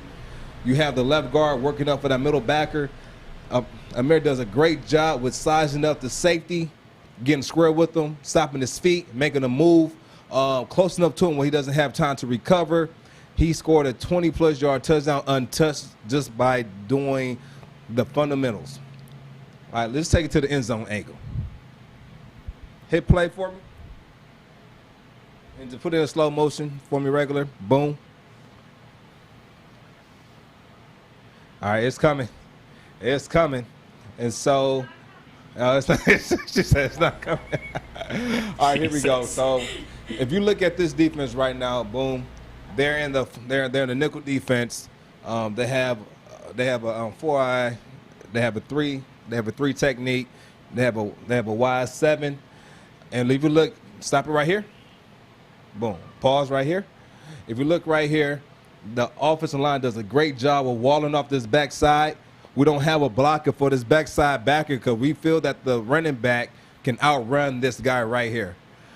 The front line does a great job with double teaming up to the second level. Left guard comes across for the middle linebacker. If you look at Eric Ebron on the edge, he's cutting off this edge right here.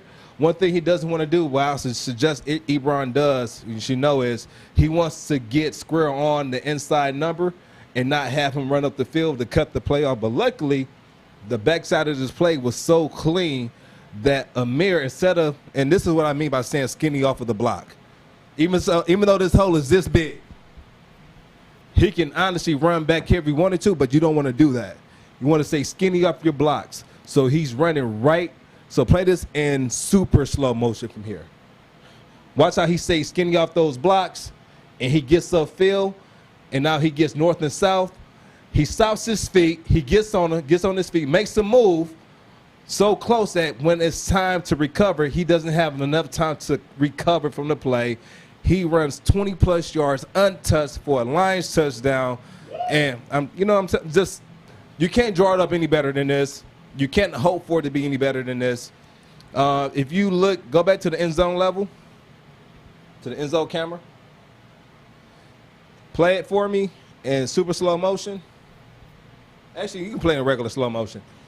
If you look at this backer right here, he go me slow on the backside. But if you look, he over pursues, and now he can't get back. Another mistake. You already have enough guys on that side that can cover the holes, that can fill the gaps, but you just left that wide open.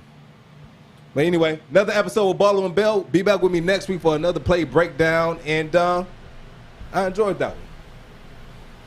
Yeah, maybe we can break down Art's running next week. We got to clap. And guess what? You alluded to Joique Lions touchdowns. We're going to be seeing a lot of them this season. That's right, baby. That's right. A lot more of those happening in the season. We're going to see a lot more running this year from the Lions than we've seen in the past. That's going to be our focal point this year, and that's good. But at the same time, we're going to have to make sure we're getting the receivers into the mix a little bit as well, because you don't want to become an offense that's one-sided, because it'll be easy to defend. Period. Why do you think we're going to be running more? Because of the talent we have there, or because the talented receiver. Yeah, the talented receiver. I like what you're saying, Joy. And you're going to see a lot more wins. Hearing. What? That we're going to be running the ball. Yeah, we're going to run the ball more because we won't be able to throw as efficient. She's agreeing with you. Yeah, and so I know. He so was I don't know why Art. I was like, what? No, because Art is saying like that's a good thing. It's a good thing that we're running. Yes. Yeah. But we need to be a balanced offense so we can throw it well as well. Well, because fundamentals of football. If you can't score a touchdown if you're not running. You know? Please teach me more about football, Art. Yeah. You know? I finally understand the game now. Yeah. I can do all these Ballin bills and Art won't learn a thing. I learned that you're a great class presentation guy. You know? Joique, he's keeping it all in his brain. He doesn't just like the defense doesn't want you to know that's right how you're going to run the ball. Mm-hmm. Art doesn't want you to know all his strategies. Right. So, Joique. So he's keeping it in his head so that you don't know what his strategies are. But he knows a lot more sports than you think. That's right. Let me learn from you really fast, because one thing about that play that startles me a little bit, if the Dark Angels want me... Is that running back coming at that safety? Yeah. He looked like his ankles were broken. I would be so embarrassed. He fell down after. How do I avoid that? So how you avoid that? You attack the running back you pick a side. So, for instance, when we coming at a linebacker... say right down the middle, we won't attack them right down their center of gravity or down their chest line, because that's where their strength is, right? Because usually a linebacker is going to be bigger. Usually they're stronger. There's some running backs, not all. And what you want to do? Was that shade at someone? Huh?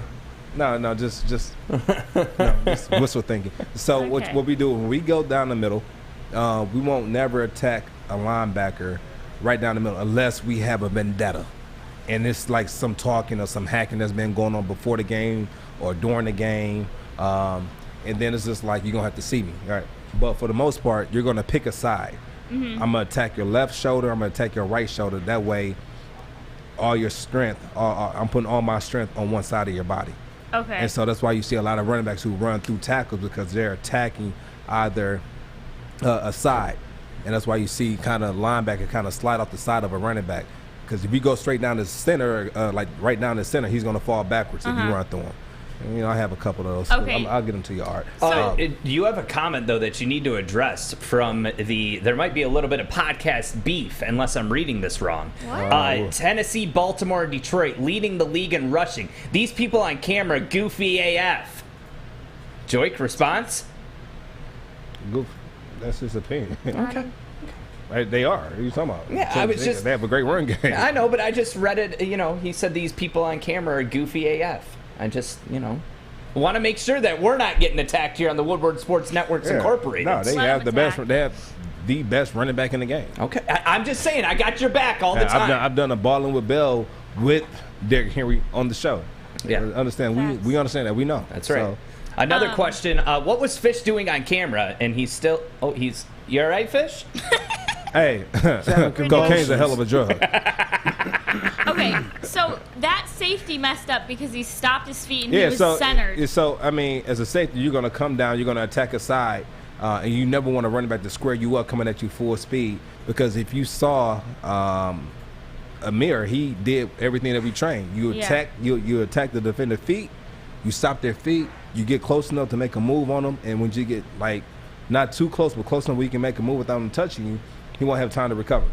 Mm-hmm. And so that was a simple, you know, in and out, which, you know, you learn that in Pee Wee League. But these are fundamentals that you can still use in the NFL. And he perfected the fundamentals. Gotcha. Beautiful.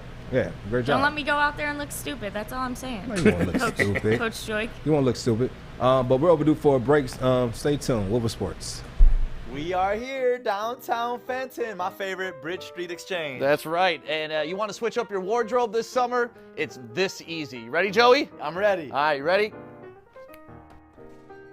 I like it. You want to do it again? Yeah, let's do it again. All right. Ooh, Brixton. Nice. One more time? Yes. Ooh, I like the hat on this one, too. You ready to do it one more time, Joey? I'm getting tired. One last one. All right, let's change it. Bro, where's your shirt? You need new clothes this summer. Bridge Street Exchange in Fenton. That's where you need to go. Thank you, guys. Welcome back to the Midday Show. Terry Foster and Joique Bell. I wanted to run a couple things about you. Not about you, but to you. Fact or fiction? A lot of times we are told things in the media, or we hear from players. Is this fact or fiction? Are you talking to me? I'm talking to you. Oh, okay. I thought you were talking I was like, why are you pointing at me, Joey? Why would I didn't ask, point at you. I just looked at you. No. Why would I ask Art a question? I mean, really. Seriously. Think about that. Why would you? Right, I wouldn't. No, but we are told that if a guy is holding out on a team, or he gets in trouble with the law, that he can become a distraction. Are there distractions on a team powerful enough to affect the way a team plays, to affect wins or losses, or is that just the only effect that it will have on a player holding on to the contract? No, because we understand that's the business side of it, so you got to take care of your business. Mm-hmm. I would never hold a player responsible or accountable. Well, I won't hold anything against them. I mean, that's a part of the business. I understand that. Only way an off the field issue will become an issue in the locker room or on the field is if it's taking that player out of his mental space where he can't perform the way he usually performs, or B, that off-field issue is causing that player to be forced or removed from the team during the season. That's the only way it becomes a distraction, because now we don't have that particular player on the team, and it's also going to depend on their I guess, on their availability or on their ability on the field as well. How much they play, what type of impact they have on the field, what type of impact they have in the locker room with the guys, the players, what type of player is it? And so it just depends. So if that guy can play, the distraction is a myth. So just say, throw it out there. Say Aaron Donald got in trouble, for punching somebody in the face that he didn't do. Like, he got accused of punching somebody in the face, but it wasn't him. The guy apologized for it. But say that was him, and the guy, pressed charges. He ended up going to, he went to jail, did a few, I don't know. Just say something like that happened. Then that becomes a distraction because now that's our best player, not just on this team, but in the entire NFL that we can't have this season. Now that's a distraction because we built our defense around you, and now it's the distraction because now the whole game plan has to change, and now the coaches are, they have to figure out, okay, it's always next man up, but you can't replace a man like that. You can't replace a player like that. So that's how it becomes a distraction. Like, what do you hear? I don't know the answer to that. I question how one player can become a distraction if he's playing, affect an entire 53-man squad. Because we are told that certain things happen, and that's a distraction, and maybe the team can't overcome. I'm not certain about it. I don't believe in that, but I'm not sure about that. One thing I do not agree with is, let's say the Lions play Green Bay in week 7 of the regular season, and you're told that they want to send a message to Green Bay if they meet again in the playoffs. I don't think you can send messages to other teams in the middle of the season that's going to carry over 3, 4, 5 months down the road. Maybe that happened. They talk about it more in basketball, that Golden State is playing the Pistons and the Pistons win. The Pistons are sending a message to Golden State if they meet in the playoffs. I just don't think it's less, that's possible. I won't compare it to that because it's, it's more variables. You're dealing with more athletes, more players, dealing with a 53-man roster versus what's the roster for the NBA? Was it 16? Right. Yeah, 16 players. It's totally different, and that's probably another reason why NBA players don't have curfews on away trips or even home trips, and NFL players do because we have less opportunities.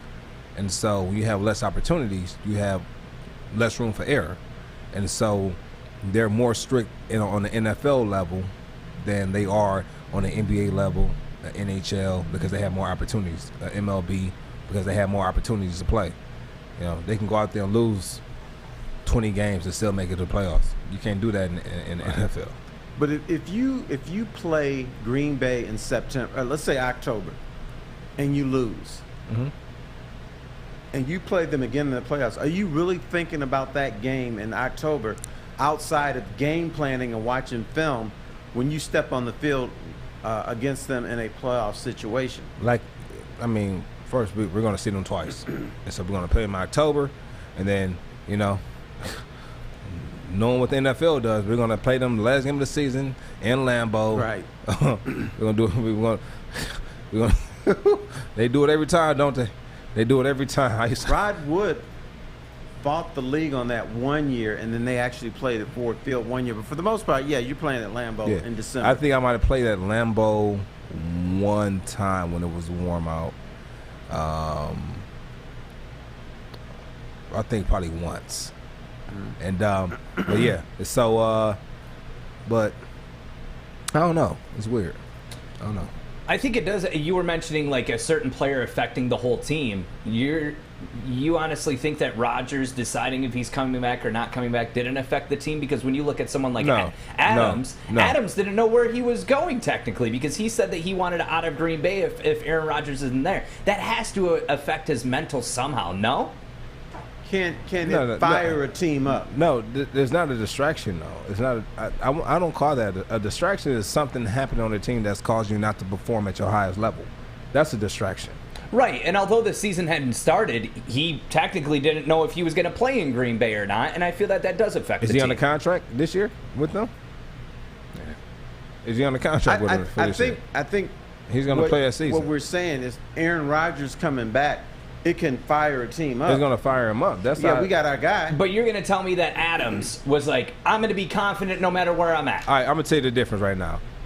Aaron Rodgers getting hurt in the game, and now he's out for the next week. How do you think that's going to affect that team? Greatly. All right? Yeah. All right. Say he comes back, right, the week after that. What do you think they're going to do for the team? Right. No, you're right. That's what I'm saying. Like, him coming back, that's not a distraction because that's the business side. Like, once again, athletes understand this is the business.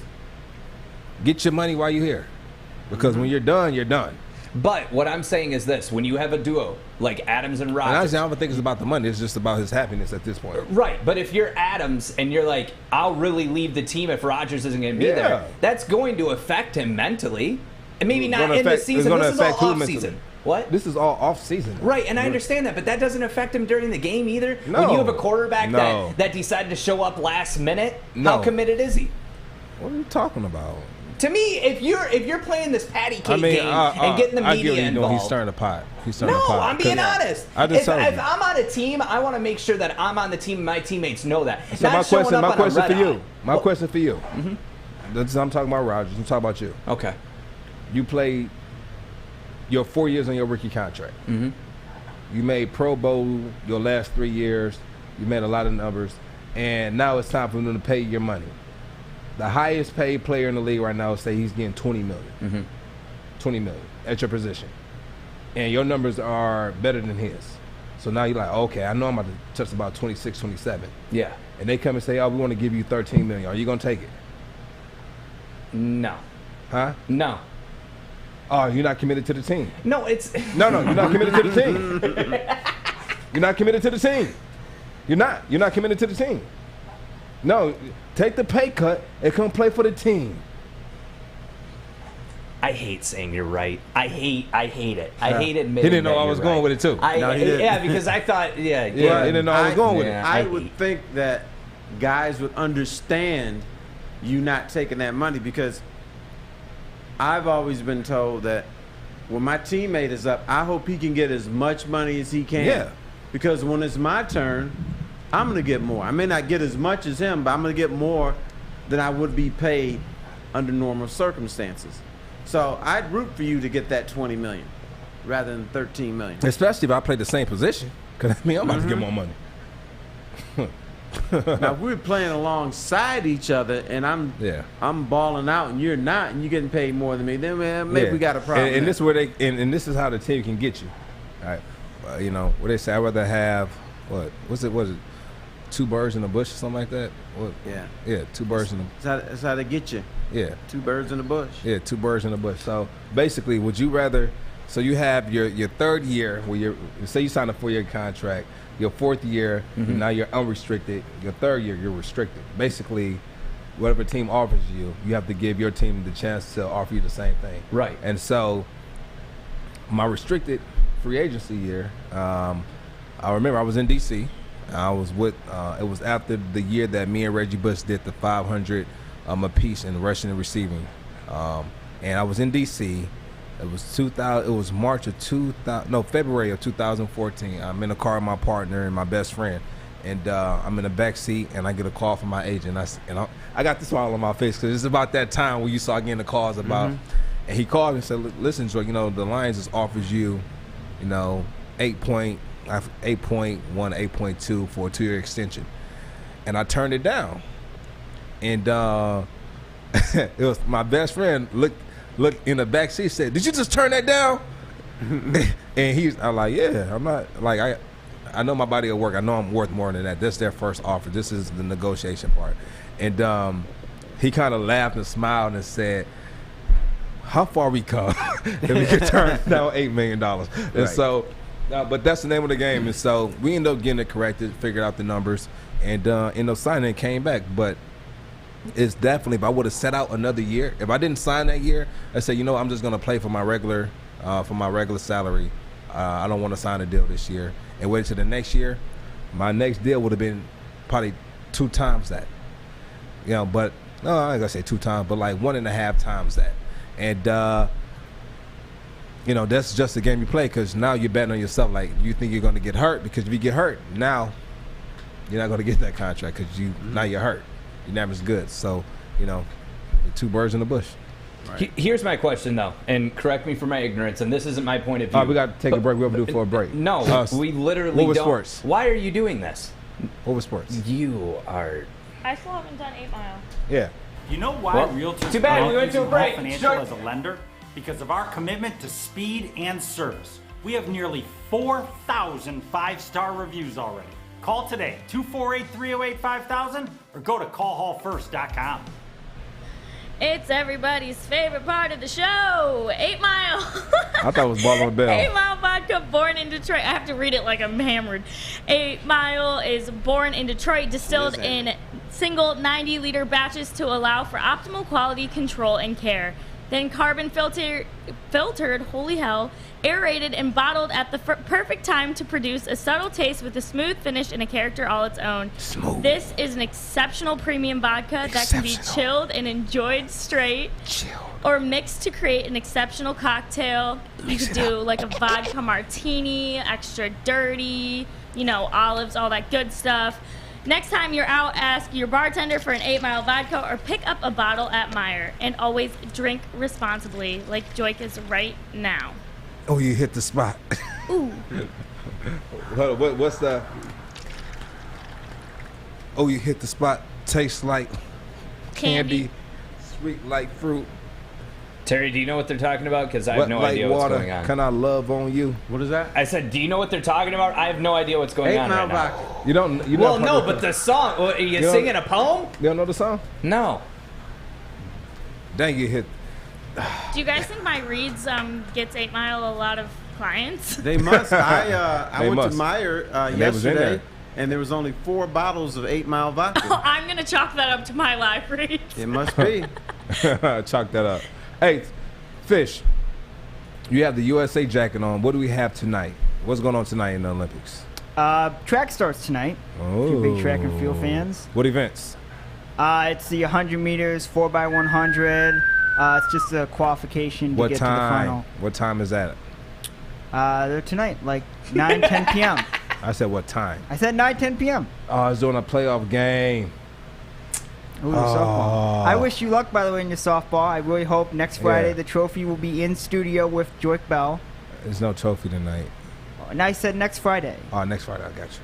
So next Friday, I really do. I'm cheering for you guys. I want to see that trophy. Well, first it'll be in Stick's hands because the morning show, and then it'll be in your hand. I appreciate that, but you know, Joique's going to be worn out tomorrow. You want to be here next week? You know that. It's my birthday. NBA. Wait, I do know that. Hang on, time out. I do know that. You're gone for the whole week? You're one of those girls that it's like, it's my birthday week. You're really doing that, Joique? Wait, really? Where are you going? You didn't even invite the show. You didn't even invite your bestie in the Wow. And well, I don't have a bestie, but your bestie that rides in your Tessie. Yeah, you ain't riding nowhere except for Walmart and back, and that's it. Well, you got 2 minutes to explain yourself before 1 o'clock hits. No, he'll want to end the show early. I know him. Gang, gang. But we can keep the show alive by bringing other content to the show. Gang, gang. Like Olympics. Hey, thank you guys for tapping in today to the There's also to the swimming Blank as and well. Bell show. Swimming. Make sure you guys tap in. You said what? I said you're hitting us with that Detroit versus everybody right now with your gang gang not answering anything. If I hear one more gang gang, I've got to press the button. All right, do it. Swimming, badminton. Say it, Joique. Is he celebrating his birthday week? The U.S. women's rugby team is playing as well. because this is what it is. I don't really celebrate my birthday. There's BMX cycling as well. I've never, I probably had like one party for my birthday ever. Like I really don't do anything. It's a week long. And so for me, I was like, I'm gonna take myself. I planned this a while back. I'm gonna take myself out the country for my birthday week. So can you give us a hint of where you're going? Huh? Dominican Republic. Yeah, out the country. All right, guys, gang. But there's.